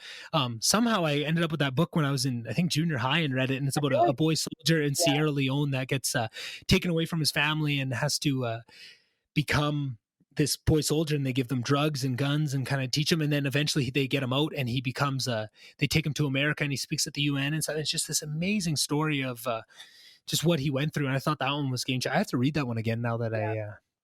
I I feel like it's called A Long Way Gone, Memoirs of a Boy Soldier. That's what it's called. right, right, Yeah, right. and it's incredible. The cover of it is a child soldier walking away with a gun on his back, I think, if I remember Mhm. correctly. So Yeah. if you see it, anybody that comes across that book definitely is a great read, and I would recommend it to anybody. Mhm. What about you? What is your favorite book? Oh, well, like you said, Harry Potter and the unincorporated Mm-hmm. series. And I remember like the person who suggested the unincorporated man to me was somebody who was very difficult to get along with in undergrad. They were very, very, very smart, um, but just their social skills were not focused on Mm. kindness. And that was one of the only things that she ever said that was like not not condescending. I feel like I know. I feel like I know who this is just by Oh no, I don't know. description alone. Oh, I don't know if I like you definitely don't know her. Oh, then never mind. Um, Um, but like I probably told you about them, but like she was actually talking to the TA because she didn't really like to talk to other students. But she was the one book that I recommend to everybody read was The Unincorporated Man. And for whatever reason, I was like, well, like I'll give it a try. And then it was really incredible. yeah, Um, because you showed me that book. You made me read that one. mhm, Man, that was incredible. That mhm, series as a whole was incredible really, really good. and very fitting for the times nowadays. Mhm, A yes, lot of good things in it. definitely. A lot of good things. A lot of things where it's like Hmm. the progress that we've made has been so ridiculously slow. And to see like 300 years in the future where um, everybody's equal, everybody's got the same starting point, the same, um, well, I mean, to say everybody's got the same opportunities is not quite the same because obviously there are people Hmm. who start out with families who can support them a little bit better in any world. Hmm. But yeah, it's just really incredible. But I've been just crushing books lately. Nice. Um, and the one that stands out to me as far as lately, I'm trying to think of like what the best book I've ever read is hard because I feel like I've had a couple that have been Hmm. really oh When Breath Becomes Air is really really incredible. It's and I've read a couple different medical memoirs lately, so I don't want to say what it's about in case I mess it up. But it's a small book, and it's I believe that it talks about kind of like the medicalization of death, Ooh. which sounds a little crazy. And actually, the other book that comes to mind, oh shoot, and I don't have the topic on the end of my tongue, but I've definitely recommended it quite a few times, is another book. And it's basically about this the surgeon. His dad was a surgeon, and he kind of goes about talking about how he supports his dad as he slowly declines from a tumor. And just Mm. how like Western culture, we tend to we jump to the most extreme option first. Like, you have a tumor, we're going to cut it out. Whereas it's not like, it's like, how fast is the tumor growing? Is it actually affecting you? What are the risks of removing that tumor? And so for this person, he had a tumor on his spinal cord, and he was getting some numbness and tingling, but like that was it. And it was very, very slow growing. And they'd done tests to show that it was slow growing. But if they removed it, the chances of him losing fine dexterity in his hands was very, very high. And the chance of him becoming completely paralyzed was not negligible. And he was a surgeon. That was who he was. And they, the first person they went to was like, you have to get this out right now. Like, Mm. there's no ifs, ands, or buts. And then he insisted they go to another doctor. And the other doctor's like, I understand how important your identity is to you. We'll watch it, and we're going to give it, like, we're going to check you at a month, we're going to check you at 3 months, and we're going to see, like, we're going to watch it very carefully, but we're not going to jump to conclusions yet. And then it turns out that he lives with this tumor for several years, with just a very slow decline, but he continues to do what he loves for many years, and his quality of life, arguably, you'll never know what the results would have been otherwise. But Mhm. like, he gets like 6 more years of being a surgeon, and then Wow. like it goes through like his hospice care and stuff. But it was a very, very good book. Um, Hmm. and then the other one that I love, that's like completely fiction, but one that I tell everybody to read, is The Book Thief. Oh, I don't know if I feel like you've probably definitely asked me to read it at some point. I don't know if I ever did. Mom probably told you to read it. And it's one of those ones that I really like hemmed and hawed on, but like, it is a really beautiful piece of fiction. Like, Hmm. beautifully written. The story is really nice. Do you have a copy of it still? Yeah, you know what? I think I do. I think I do. Okay. Well, I'll have to borrow it from you at some point. Oh, I'll give you the War of Art, mhm. and you give me that one. Yeah. I feel like I still have a couple books in my closet here that I meant to give you, and I still Mhm. have not. Yeah. Yeah. And before we get into the next question, I just want to ask you, because it reminded me of it. Have you watched the Connor McDavid documentary on his Ah, knee rehab? no, and I need to. As a physio, you need to watch it. You and Liam both need I to watch it, because know. the story is incredible, because he was getting so many different stories. Like you say, he got like 4 different doctors, because they were saying, no, you need surgery now, because that's the tendon's going to start to die or whatever. Like you need to. So they put him on a private plane, flew him out to like Minnesota, got looked at. And I think it was like 3 of the doctors were telling him to do surgery. 1 was saying you might not, but like, and then to watch what they can do with someone if you need to do it. And like they would MRI him like every day to see how the recovery, and Yeah. like they were doing everything in the water. It was amazing Yeah. for a non-physio to watch the process he went through.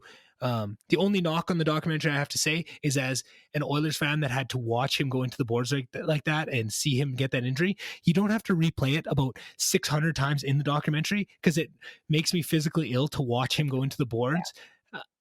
And they just kept showing it and showing it, which, but I mean, it's a documentary on that injury from that event, but they showed it so many times. I was losing my mind trying to watch it. Yeah. It's painful, Yeah. but like the journey he went through was incredible. And to be playing at the level he is now with no surgery, with how bad, because, and that's the other part of it. They had to keep everything hidden, because they just told everyone, oh no, it's just a decent injury. It'll be rehab and it'll be fine. But nobody knew the chaos that he was going through. Yeah. Oh my, the video of him trying to walk back when he knows, with like the crews, with the 2 guys helping him walk back to and just taking one step at a time. And you can just see like it's not even, I don't even know what the right word is.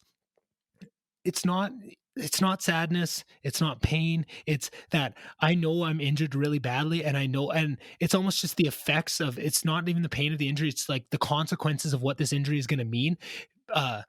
But the physical embodiment of that. And I'm sure as a physio, you know exactly what I'm talking about, that feeling, right? It's kind of like what I said, like with my back, like when my back gets hurt, the pain sucks, but it's also the fear of, okay, this is about to take my liberty. I can't do anything, right? I'm going to be scared to move and be out of bed for the next little while, right? And is this ever going to go away? And all that wrapped into one emotion, but you can just see it as he's walking, just like emotion emanating off of how disappointed he is. It was last game of the season. There was nothing on the line, right? It was against the rival to just so many things. But you have to watch it. It was incredible. Yeah, I know. Incredible. I know. I'm embarrassed that I haven't watched it yet. Mhm. I tried to Get watch it on it. immediately after and I couldn't find it. Oh. But I'm sure by now that's not an excuse. Mhm. Well, remind me, and I'll find a copy and send it Mhm. to you to make sure that you watch Yeah, it. no, I definitely Mhm. would like to watch it. Okay. Have you thought about a time you messed up? I feel like I've And that's okay. If oh, you're gonna man. get to it another time, then we won't worry about it.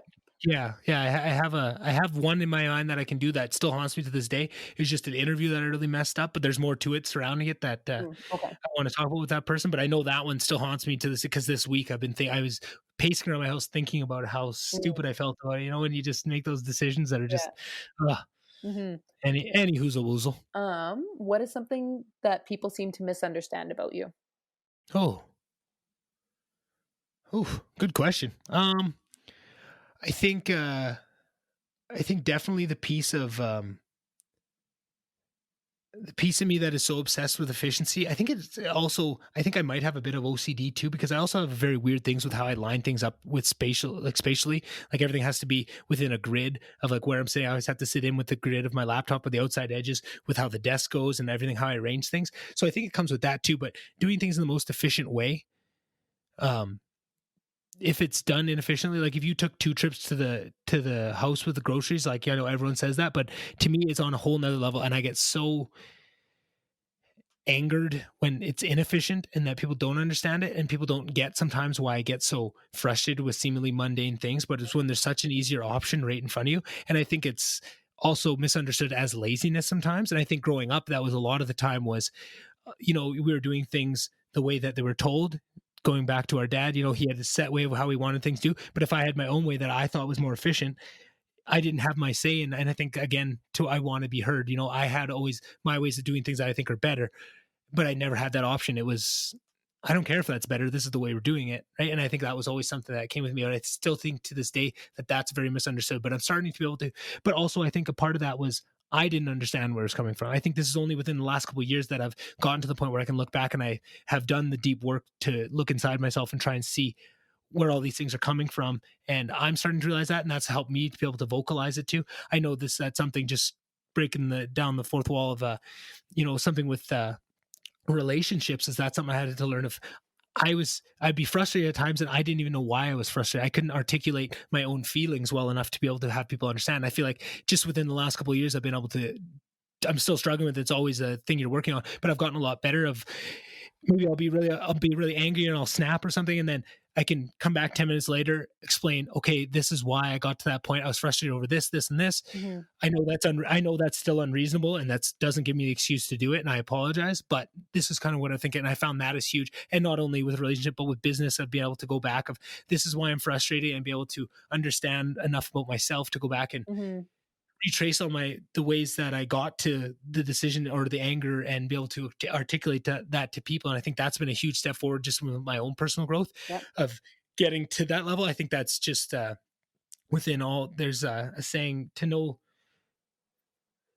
things narrowly is to know all things broadly, or something, right? It's about, if you get good at one skill within one range, it goes out to your entire life, right? Mhm. And that's what I'm really excited about this podcasting too. It's another skill. It's something I'm really investing in. That's going to take a lot of brain power, a lot of investment into what's going to make it better. And when you can do that, it's going to make me better in my other work life, right? And when I work on that, it's going to make me Mhm. better here. Yep. And I think that's a big part of it too. But yeah, I'd say probably what's understood is maybe the efficiency thing. I think also a big part of it is just, it depends who I'm talking to, right? I think at work, there's a lot of misunderstanding of who I am as a person, because I don't get to show my more odd side, or my more intellectual side and spiritual side, just because it's not the forum for it, right? You keep that stuff at home, and I find that's a little frustrating. But then on the other side too, I find when I'm my big goofball self, I feel like I don't want to fully go into that, because then it's misunderstood if that's who you are. And then when I try and have my voice heard in an intellectual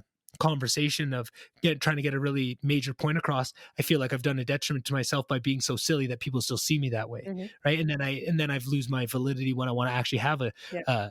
down to earth conversation. And that's, again, not to go back to it so many times, but what opened my eyes to that a lot was watching podcasts and watching these Mhm.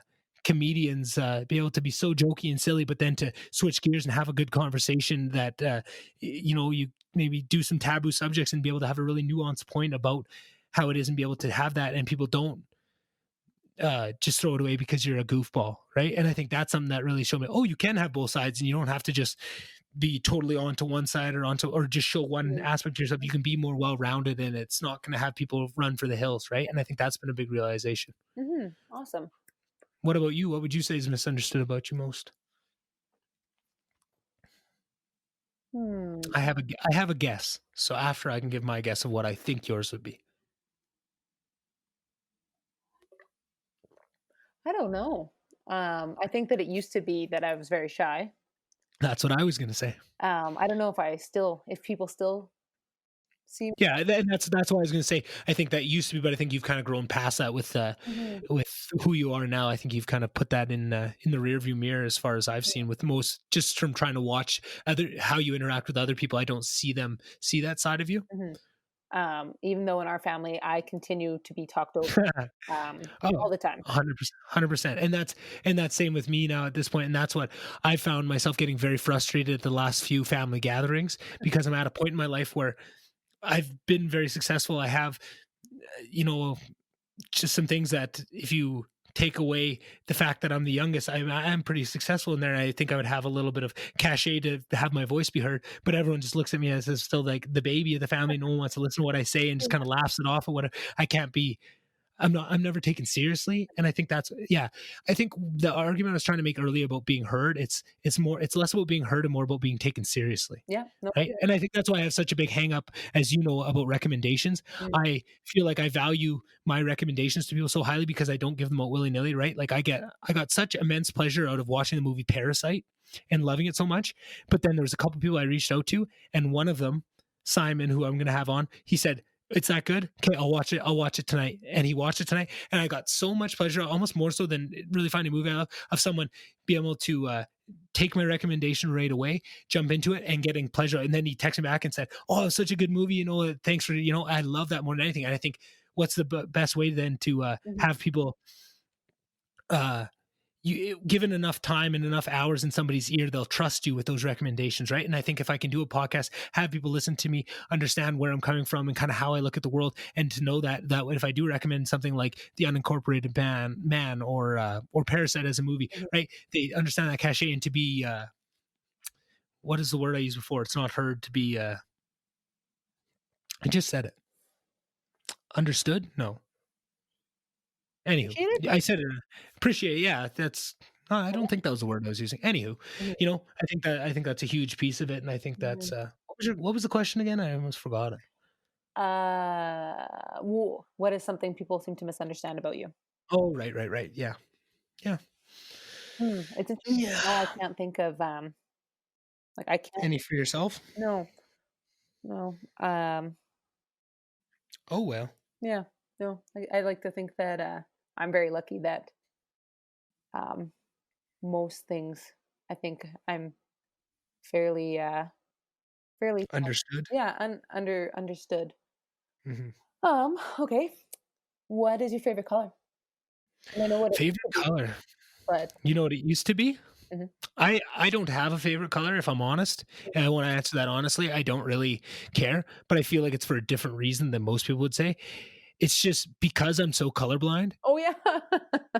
that like I've always had whatever color deficiency or whatever it Yeah. is, but I have one of the most severe ones just from doing those online tests. It's like the most degrees of whatever type of colorblind I am. But because of that and the way my brain works, I don't really look at color Mhm. that much. Like I have it's funny because Alyssa has learned or is learning to use uh Descriptor. different descriptors than color, even because say a car goes by and I looked at the car and I could tell you, oh, that was a BMW, and they go, what color was it? I don't even, it didn't even register me to even take that as a thing, because I was always growing up, I was always wrong. If I said blue is purple, that I just got so used to it that my brain stopped Yeah. using that. I almost don't even take it in. And I feel that way a lot about colors. Like I definitely have some color. Like maybe if I had to pick one, I'd say red. Okay. I like red and black. Mhm. I kind of like that. But I don't value color as much as other people, right? And I don't Yeah. notice it as much because I was always wrong with it. It just kind of became, how can I live my life without color mattering, right? I would think of things differently. I would do different descriptors on like those kind of things. And I just kind of always, and now at this point, I don't even realize how little I do. When someone asks me what color or something, if they try and get me to recall something, I wouldn't even have a faintest clue what color stuff was, because I don't even try. Yeah. You know, Mhm. if I don't know if something's purple or blue, I just pick blue, right? If I just pick the most common of the Yeah. of the ones, right? I have all these different little tricks, or I'll use logic a lot of times. If somebody asks me what color something is, I try and use logic instead of actually looking at the color before I think what color should this be, instead of what color is it. And I think that's a little bit different, and just one of those weird ways that I look at the world that other people don't, right? But that's just Mhm. kind of been that's my it was almost a defense mechanism Yeah. to being wrong all the time with trying to pick colors, right? And that's just kind of how I've grown up to it Mhm. now. And again, that's one of those things where I've only realized over the last couple of years, or understood enough to intellectualize and be able to vocalize that Mhm. to people, right? Because it was always like, I don't really like, it was hard to say that in enough words that people could understand it. But now I kind of have a, Mhm. yeah. Did that make sense to you of Yeah. kind of what I was trying to explain there? I'm sure there's more to it than that, but Mhm. that's I'm the basics. I'm only laughing because I work with somebody who's colorblind, and we Hmm. now have, multiple different cleaning solutions at work, and he was busy doing something at the front desk, and so I was just going to try and help out and do some cleaning. And there's like a spray for equipment, there's a spray for beds, and then there's one other one, and they all have like different purposes or whatever. And Hmm. so I was like, hey, like, is the bed spray the blue or the purple? And he's like, I don't know. And I was like, oh, no worries, like, I'll figure it out. And he's like, no, like, just I need to see the bottles, like I can't. Yeah, exactly. Just show me the bottles and I'll tell you. Mhm. I thought he didn't know, but he's like, "No," like, he's like, "I'm sorry, I'm so colorblind, like, I don't know." And they were blue and purple, so, like, of course, like, one of the worst ones. Yeah. I felt so bad, and he's like, "Oh, don't worry about it." But I was like, Hmm. because I've grown up with, like, colorblind brother, colorblind dad, like, a dad Hmm. who wore purple sweatpants for years and didn't realize it was. Purple handlebars on his bike. Yeah, and Yeah. cousins who are colorblind, like, I feel extra, um, extra empathetic, uh and I know how frustrated you used to get when you were younger, with, like, Hmm. when people would bug you about it or ask you about what color it is. I was like, "Oh, like, I'm sorry. I will try my best to remember stuff." I stopped asking questions like that, instead of like, is it the round bottle or is it the straight bottle?" Exactly. Yeah, That nothing makes me happier than to hear that. Just round bottle, square bottle. It doesn't have to be, and it's always blue and purple yeah. every time. Yeah. Oh boy. Okay, so then my last, no, I've got two more prepared questions. Ooh, What's hit me. the most important thing you've learned in your life? Um, Probably that no one knows what they're doing. It's a combination of things of nobody knows what they're doing. Everyone's just trying to figure it out. I think when I realized that, or I've heard people say that before too, but when there's one thing to hear it and there's one thing to understand it. And I think there was yeah, yeah, and I think getting out into the workforce as an adult and to realize that all the people nobody knows what they're doing. They're all just trying to do their best. I think that was a big realization. And important, and has impacted so many other things. So many things have stemmed off that one realization, has stemmed into all these different understandings and clicked other things into place that never really made sense. But that clearly makes sense. They don't know what they're doing either, right? That's why it doesn't make sense that the government runs this way. Well, they don't know what they're doing. They're all just people, right? And that is a huge one. And then also similar but different than that is to be able to look back at myself a couple years before. I know we discussed this in depth a little bit more on the podcast with you, but that I'm 26, and when I look back at myself at 24, I think, oh my God, that kid was an idiot. What was he doing? Like, how did anybody even listen to me or take me seriously? And then I did the same thing when I was 24. I look back at my 22-year-old self, right? And so on, so on. I was doing that since the time I was probably 20, right? Because at 18, you still think you know everything, and you don't even have the the self-awareness to even look back at yourself like that, right? It was only at the time, probably about 20, that I looked back at myself of, oh man, like when you go to university, you think you got it all figured out now, and you look back and, oh, you have no idea, right? Yeah. But now I've done that enough times that I'm trying to do my best to constantly keep myself in that state of mind of, I'm just learning. There's things that are going to come of this, and to give other people that benefit of the doubt of they're just doing the best they can with what they were given, the resource they were given, and just to be thankful for the fact that, we had great parents that forced us to do all these things, right? They made us incredible readers, right? You think about people that maybe aren't a strong reader, and just how different life is. I don't have to ever have a second thought about reading through these things, right? I can read at such a fast rate that I can consume it. But that goes for street signs. That's all these things, right? When people say, oh, I don't like reading. Well, maybe that's because they don't even have the skills to make an enjoyable process, right? Yeah. Where there's few things in life that I enjoy more than a good book, right? That is one of those things that I still hold. And I know you do too, right? We're very similar in that way. But I think that's because we were, from a super young age, being read to, being forced to read, right? Those things. And not everybody has that. Not everyone had two loving parents at home that could do those kind of things, right? And try and keep that realization. Yeah. And it's easy to forget about that, but it goes back to that Buddhism thing of being, it mirrors, right? Like being constantly present, right? It's easy to do. It's never easy to do. But it's something you're always striving for and you're always trying to do. I think that's the same thing with trying to keep that in mind of everybody's doing the best they can. It's so easy to forget. When you're angry, that goes out the window so quickly, right?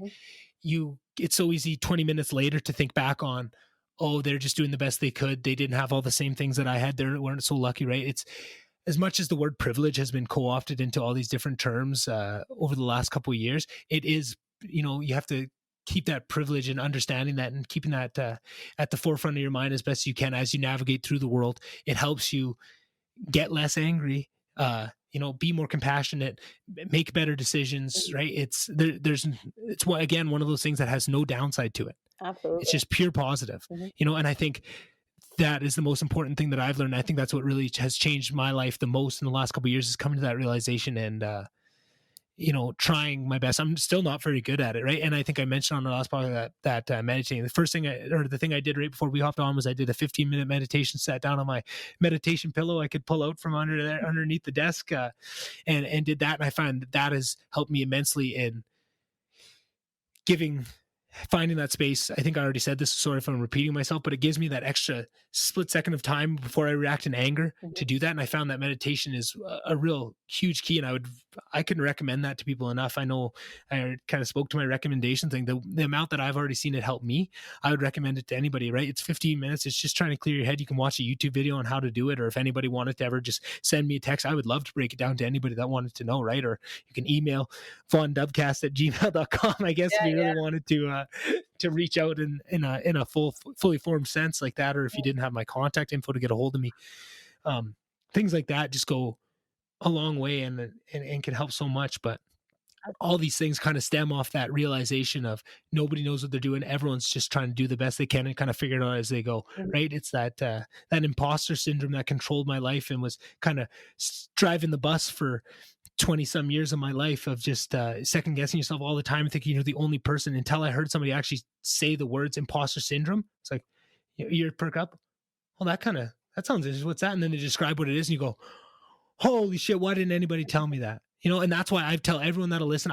People probably hate the amount of times I say imposter syndrome. I'm probably going to still, if you do enjoy this podcast and try to listen, you're going to hear that a lot, because I think it's one of the most incredible pieces of information that can change somebody's life, just with that, of realizing, no, that feeling you feel, everyone feels that. Yeah. Everyone's on that page, right? And I think that realization, maybe that's a better answer to the question, is just realizing that, or I guess maybe that is how I answer it, but I'm going in circles. But I'm just so passionate about that, it gets me all tongue-tied, because I just think it's such an important piece. And if nothing else, if people don't even take it to heart, but just to understand that and give them that little sense of well-being of, don't be so hard on yourself, right? Yeah.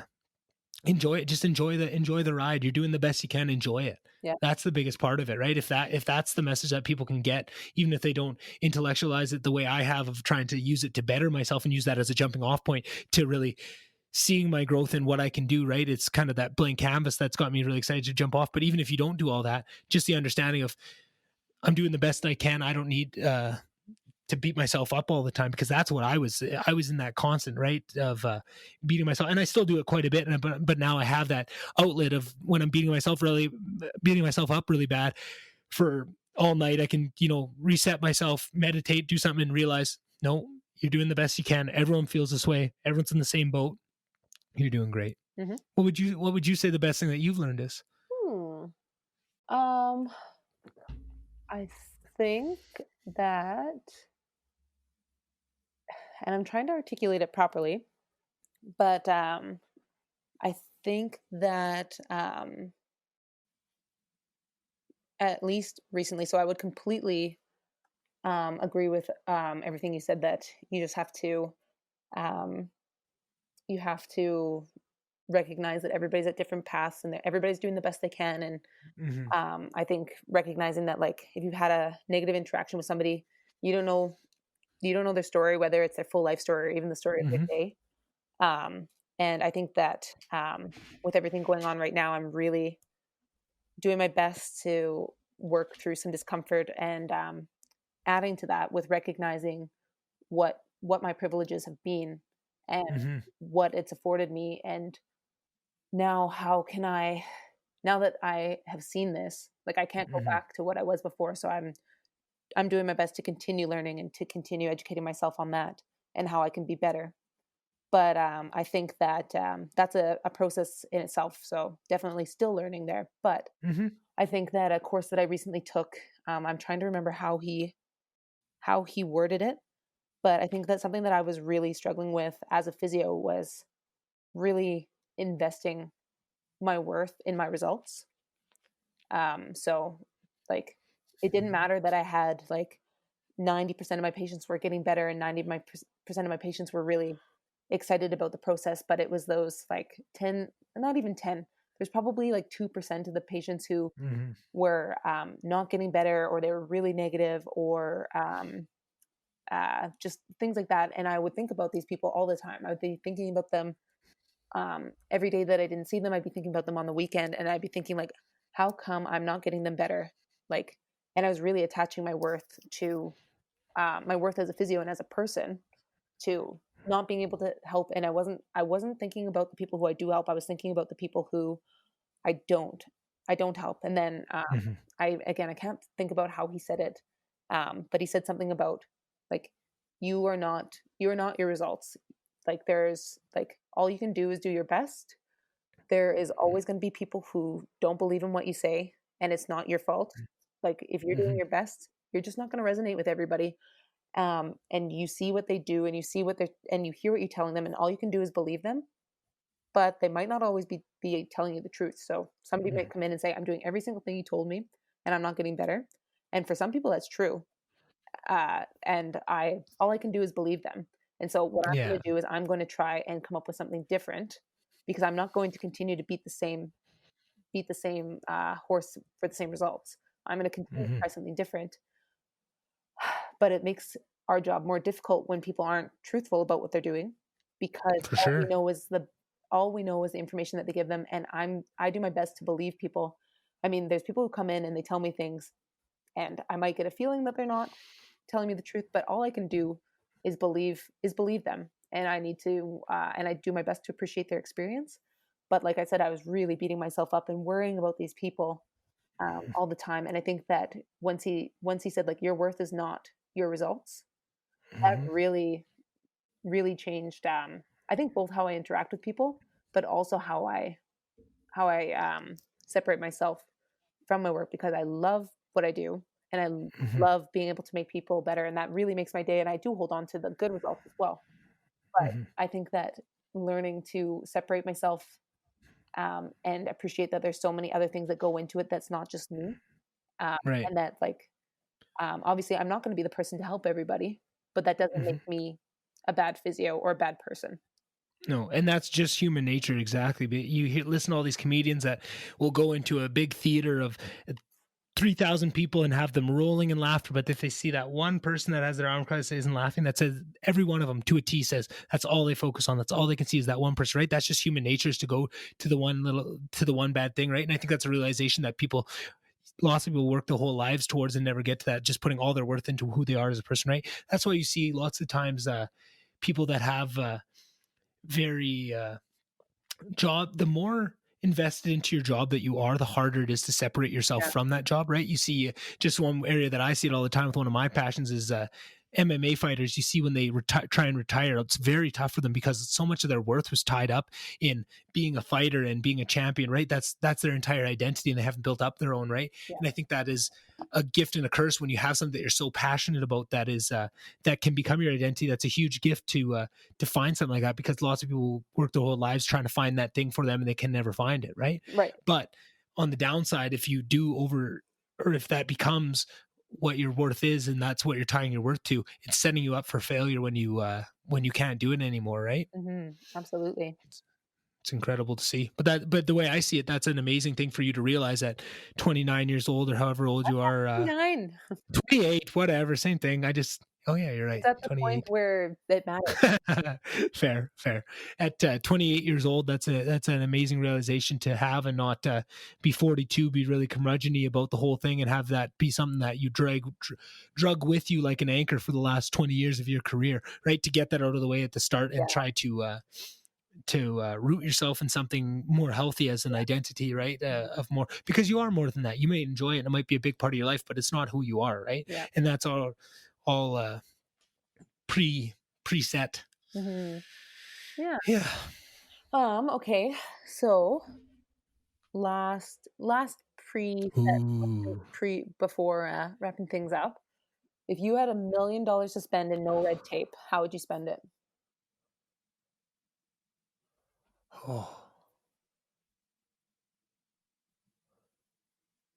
Man,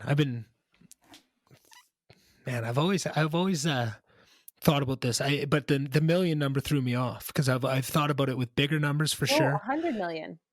100 million. Okay, I would put it in a trust.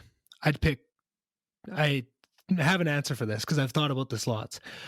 I would make a trust that I can't touch it. I would pick 5 to 10 people that I really admire.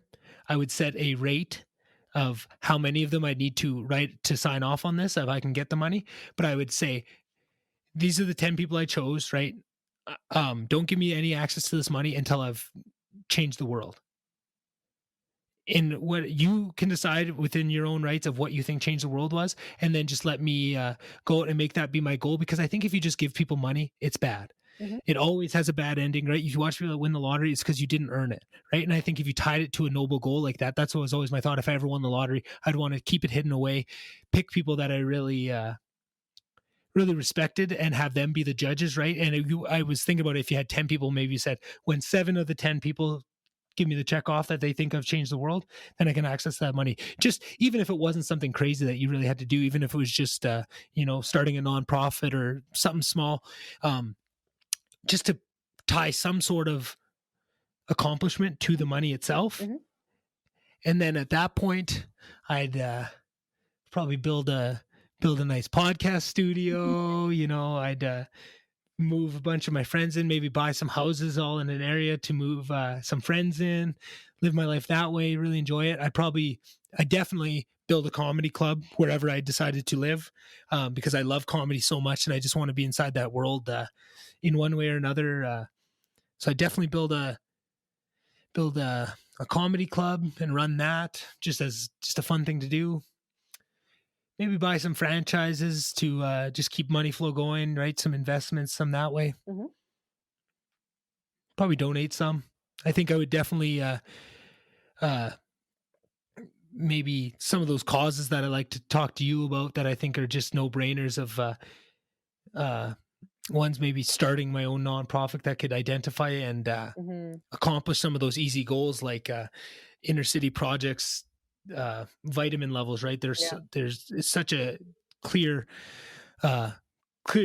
cause to me, right? Sitting under everyone's noses is there's so many people that are minorities that are deficient in one thing or another. It seems like an immediate impact. You want to help people that are disenfranchised or are needing a hand up, put into these inner cities some program where they can go get their levels tested, see what they're deficient in, and give them free access to that, right? Just a once a week drip of all these things. And then with the education that comes with it, right? Because it's free, you can educate them in what it is and where they could get some of these things that they're deficient in other ways, but they have that there, right? It's just another way that you can help even the playing field. And I think something like that, I would definitely put some money towards maybe something like that I have in my head of these causes I would love to start, but I couldn't have the means to bring them to fruition just yet. And I do think that's long term with stuff like the podcast and growing it to that point. I would love to do some of those goals that maybe I don't need $100 million for. Maybe there's a smaller scale I can put it into, but I definitely have a couple things like that kick around my mind that I'd probably put forward.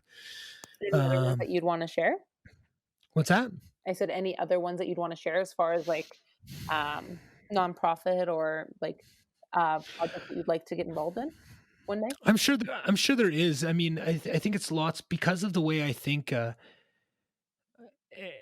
I like to come up with solutions. That's why I think the part of business that I love so much is just give me a problem and let's find a solution to it, right? And I think lots of times when I hear people on podcasts describe the disenfranchisement and the struggles they're up against, I always seem to find, well, it might not solve all your problems, but this is at least a start. It's something that would help. And whatever it is, I usually can come up with that. I don't think I have any other locked and loaded. The one about the reason that one was so ready and cocked in my mind to throw out there is because of the last series of, or the last podcast Joe Rogan had with Dr. Rhonda Patrick, who I know is one of your favorites. And to anybody listening, if you want to jump in on a podcast somewhere where you want to be educated on nutrition and health and what it is to be healthy, Dr. Rhonda Patrick is an amazing resource. But she was saying just about the impact of vitamin D levels on this COVID epidemic, and something like 94% of people that are in the ICU for COVID are deficient in vitamin D, and only something like 6% of people that have any complications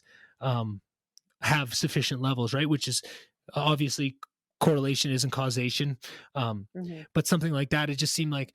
And then, sorry, to go along with that further, she just threw out some stats about the inner city communities and mainly people of color that are so deficient in all these things. And they know that, and it's such a big issue, but nothing's being done, right? That just seemed to me when I heard that, it's okay. So people are always talking about, well, what can we do to help people of color? What can we do that are going to make an impact that isn't just words, isn't just, trying to make progress in all these other ways that are also important, but just a tangible difference that would make a difference tomorrow.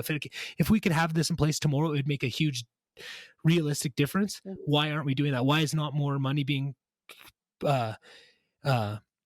poured towards that, right? So that's just one that I had cocked in my head because I've been thinking about it a lot lately with everything going on in the world of just, and lots of time, I know lots of people probably think, what can I do? What is, and that's where I like to think of, I might not be ready to put something like that in place now, but maybe in a couple of years when I'm a little more secured in where I am, who I am as a person and what I think about, right? I think things like that would be a great use of my 100 million, but I definitely have some fun with it too.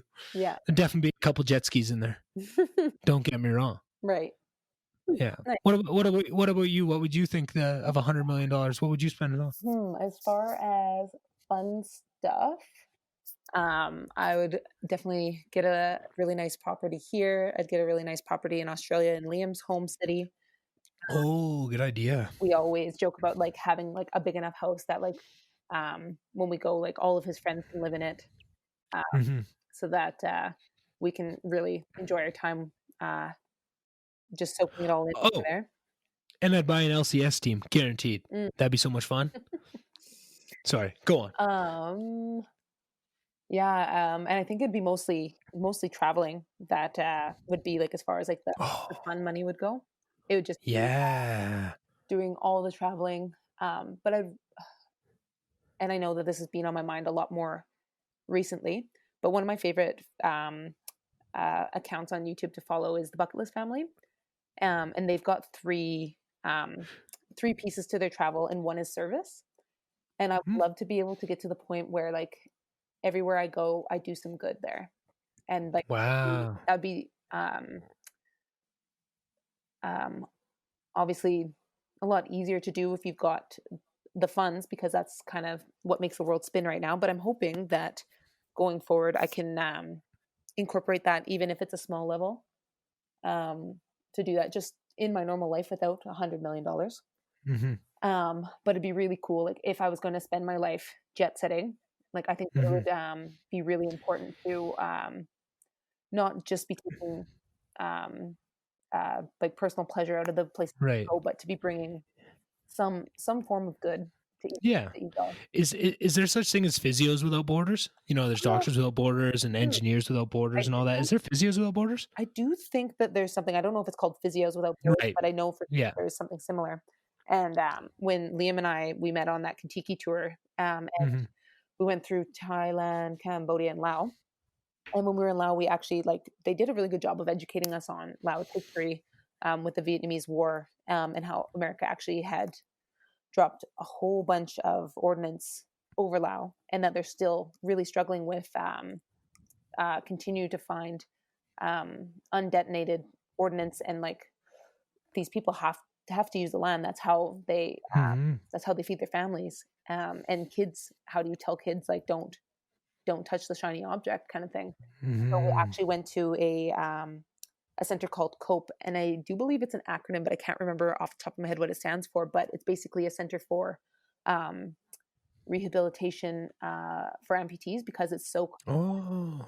and so they do have physios who go in and Volunteer their time. yeah, they volunteer their time. They help to do the training for the people who are there, because physio obviously is not the same uh, Mm-hmm. from here to there. So doing a lot of training, they take in OTs because they do a lot of prosthetics, and their prosthetics there don't look like the prosthetics here. Like we're so very lucky with what we have Mm-hmm. available here, but they do the best that they can. And we've definitely talked about going back there. And like my ideal honeymoon that I have in my head currently is going to Thailand, and I would love to go back to Laos, like have our honeymoon, like enjoy our time in Thailand, and then go to Laos and spend a week there, um, and be in service to help work with these people, because that place means a lot to us.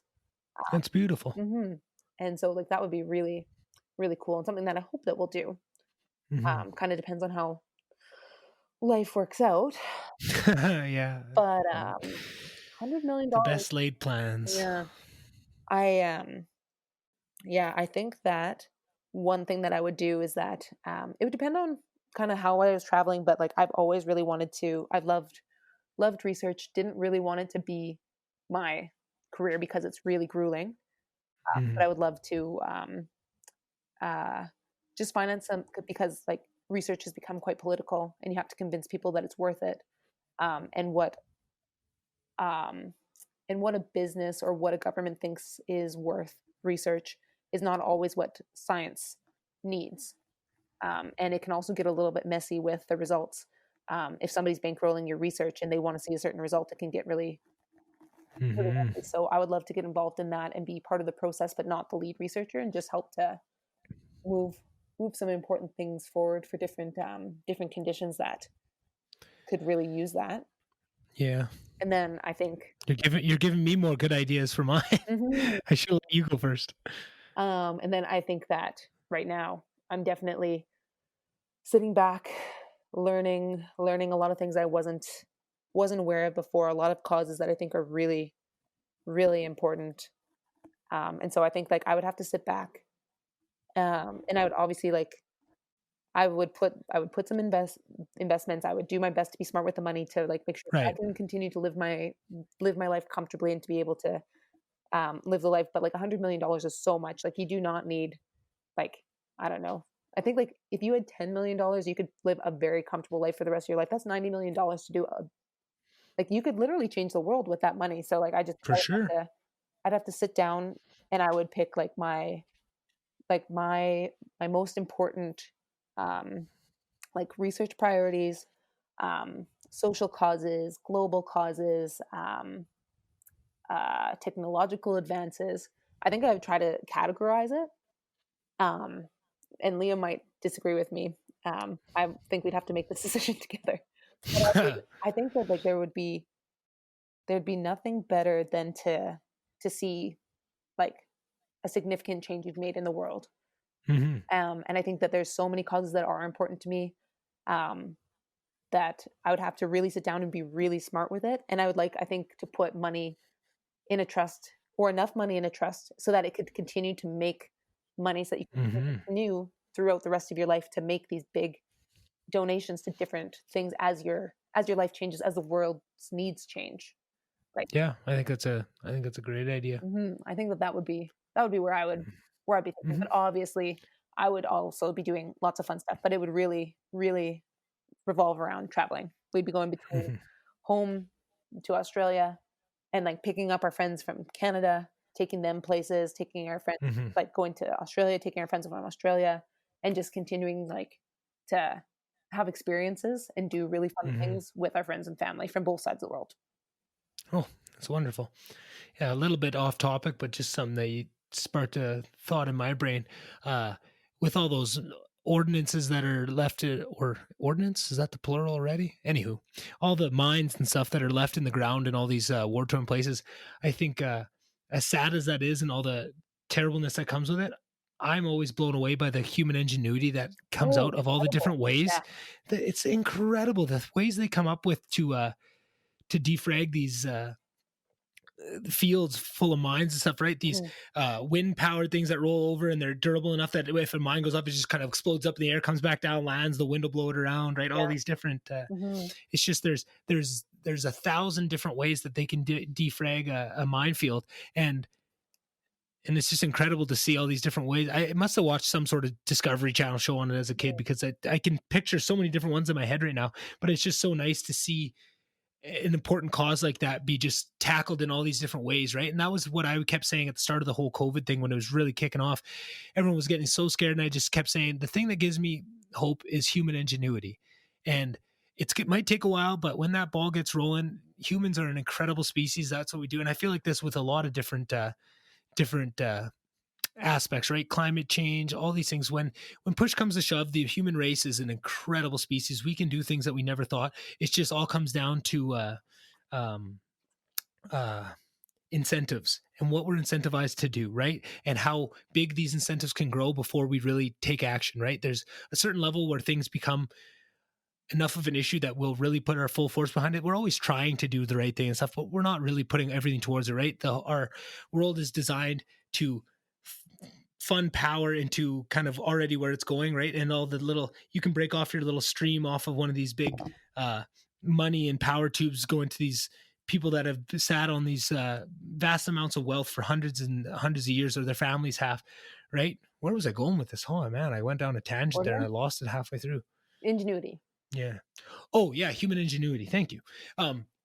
You just, everyone's doing their thing to try and make their cause important, and and put money towards it. But when rubber meets the road, right? They always say, um, uh, well, if climate change was that easy to solve, we'd already be doing it, right? And I think that's a one way to look at it. But I also think that, as if there was a way to show people tangibly how big of an impact it would be and how important of a cause it is, and we actually threw the kind of money at it that we should, if we were really rationalizing it accurately on the impact that it will have, I think we could do some amazing things. But we're just not there yet. It just hasn't got pushed to that point yet, Yeah. right? Just like the if we wanted to put things towards vaccines and medicine Oh, and masks and that, right? When we did, we weren't incentivized for, but as soon as those incentives changed and we really pushed towards that, and we showed the world that, okay, this is what we want to prioritize, it got rolling right away. And I think that just gives me hope that on all these things and all these issues, right, if we really show, or push comes to shove, where either we decide as a people that it's important to us, or we're forced as a people to make it important to us. Either way, lots of things going on right now, notwithstanding, right? Or withstanding, however I meant to say that. mhm. I think what gives me hope is, okay, eventually, and the more people, the more voices that are screaming that this is important, the more that we can put towards. And there's always a point of there's a tipping point with it, a point of terminal velocity almost, or not even there's a word, there's a science word I know. that's escaping me at the moment, of critical mass. Thank you. There's a moment of critical mass that an idea has to have for people to really run with it, right? Mhm. And there's times where, and I think climate change is one of those, where there's a critical mass of understanding and world change that we're really getting close to, where people are going to understand it and it's going to push towards that. And I think there's with everything with I don't want to, with everything happening with racism, with these kind of things, I think we're approaching critical mass on all these huge things. And I think people are so scared because as of yet it hasn't hit that point. We haven't invested to it. So we haven't seen what the world can do with this issue. It hasn't become something that the world as a whole needs to really get behind and push towards and put the power of actual human ingenuity towards it, right? The unfortunate thing, you only see it really as of late in the last couple 100 years in war. That's the only time people get pushed to that point. And it's a really sad way to say it, but that is where rubber meets the road. This is the only thing. This is what everyone's putting their resources towards. And we come out of it with incredible technological advances, right? Yeah. But nothing else seems to get us to that point because everyone's so fractured and they have all their different important viewpoints and they're trying to, and there's all these inbuilt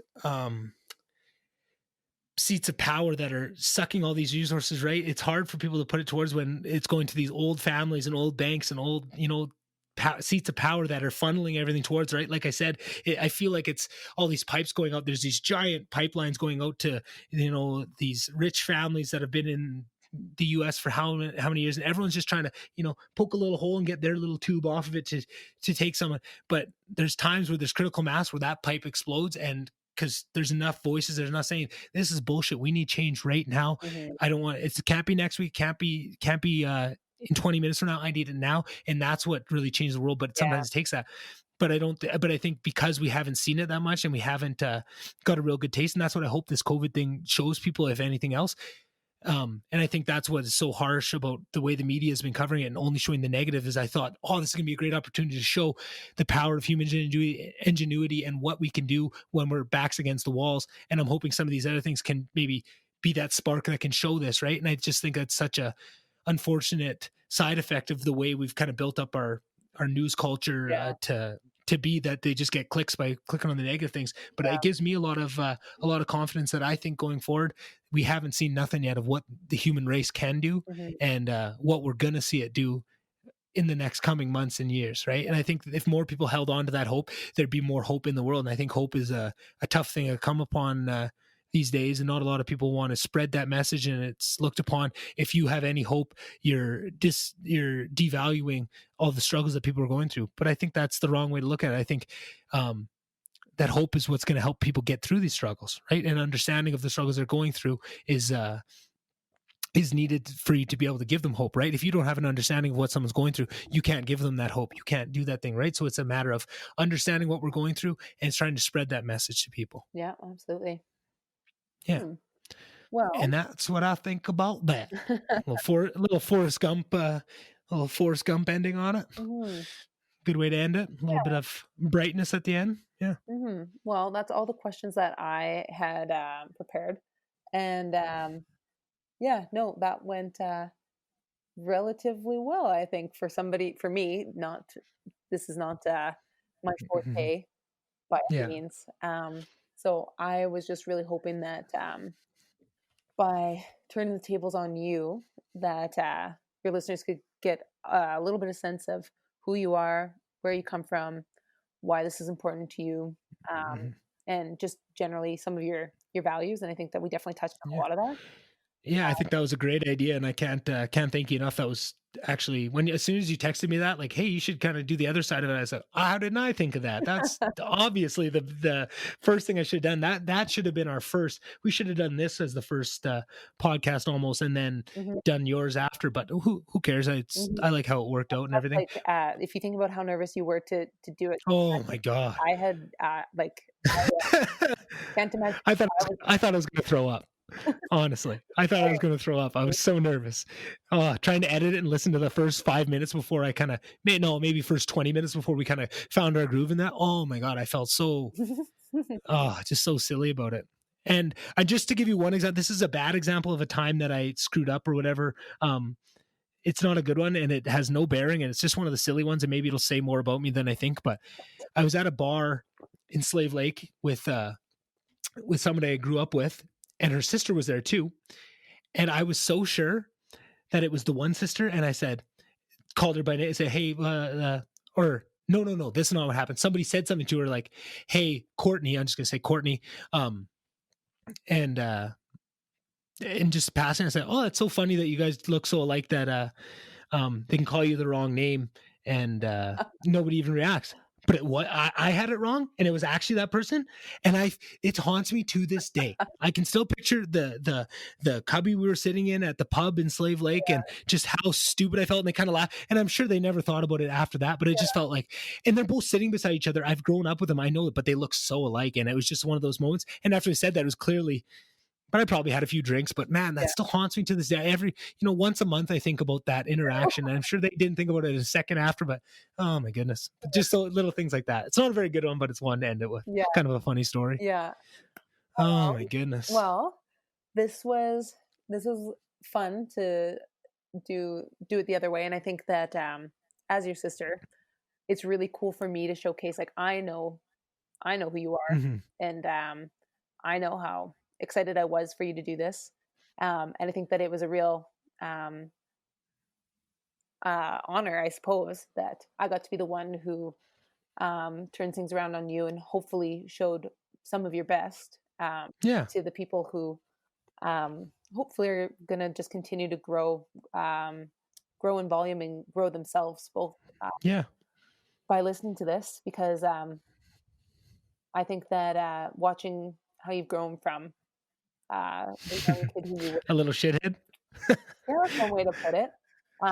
But like somebody who, at least on the outside, appeared very rigid and like within the confines of the expectations in our small town. And then with you telling me like, oh, like, don't be upset if I don't like Lister as much as you did. And then like going into Lister and watching you completely, like, as I knew you would, like expand into the space that you had.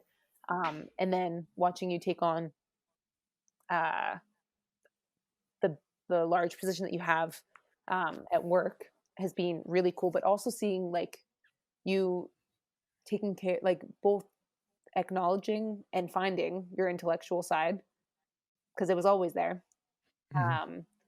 But just how that's evolved has been really, really cool to watch. And so I'm very proud of you that you actually took the step, and that you're doing this. Like you said, like, you're very young. There's lots of time for it to grow with you. And I'm just excited to see where it goes. Awesome. Well, thank you so much. And like you said, to have somebody that does know me quite well, like yourself, react so positively. And, that's I think that's really what I needed. And that's why I was so secretive. And I didn't tell a lot of people that I was doing it. Still haven't told a lot of people like this. I think people are going to be very surprised when I finally do announce it and put this out. But I think that was exactly what I needed, was for someone to, I deep down always thought like, I think I'd be really good at this, but I didn't want to admit it. And for somebody that knows me as well as you do, to be that supportive and immediately like, oh, I think you're going to be really good. I want to, whatever I can do, I'll be a guest. I'll do it. That was exactly what I needed to give me that last push to actually dig deep and dive into this head first. So I can't say thank you enough for that, and can't say thank you enough for coming up with this idea, because I think you're nailed it right on the head. This is perfect for what it's needed to give people that insight into who I am, so that they can take this journey along with me. Nice. So, thank you very much. And I'm sure you're going to be a recurring guest on this again, so people will be hearing a lot more of you in the future. Sounds like a plan. Awesome. Thanks, Courtney. You bet. All right. And there you have it. Podcast number 3 in the books. Thanks for everybody for sticking around. If you stuck around this long, like I said before, if you want to reach out and give me any guest ideas, any criticisms, you can go do so at VonDubCast@gmail.com. Really excited to start hearing some feedback once I release this. And like I said on a couple of the other ones, this was pre-recorded. I think we did this one June 1st or 2nd. So if a little bit of time's gone by, just remember to think of the time it was recorded. I know with the world changing so fast and such a rapid rate right now, it probably will look vastly different by the time this actually makes it out to some years. So yeah, remember that. And thank you all for sticking along with me as I get better at this. I can't explain to you guys just how excited I am for this project. So yeah, have a great rest of your day. Talk to you later.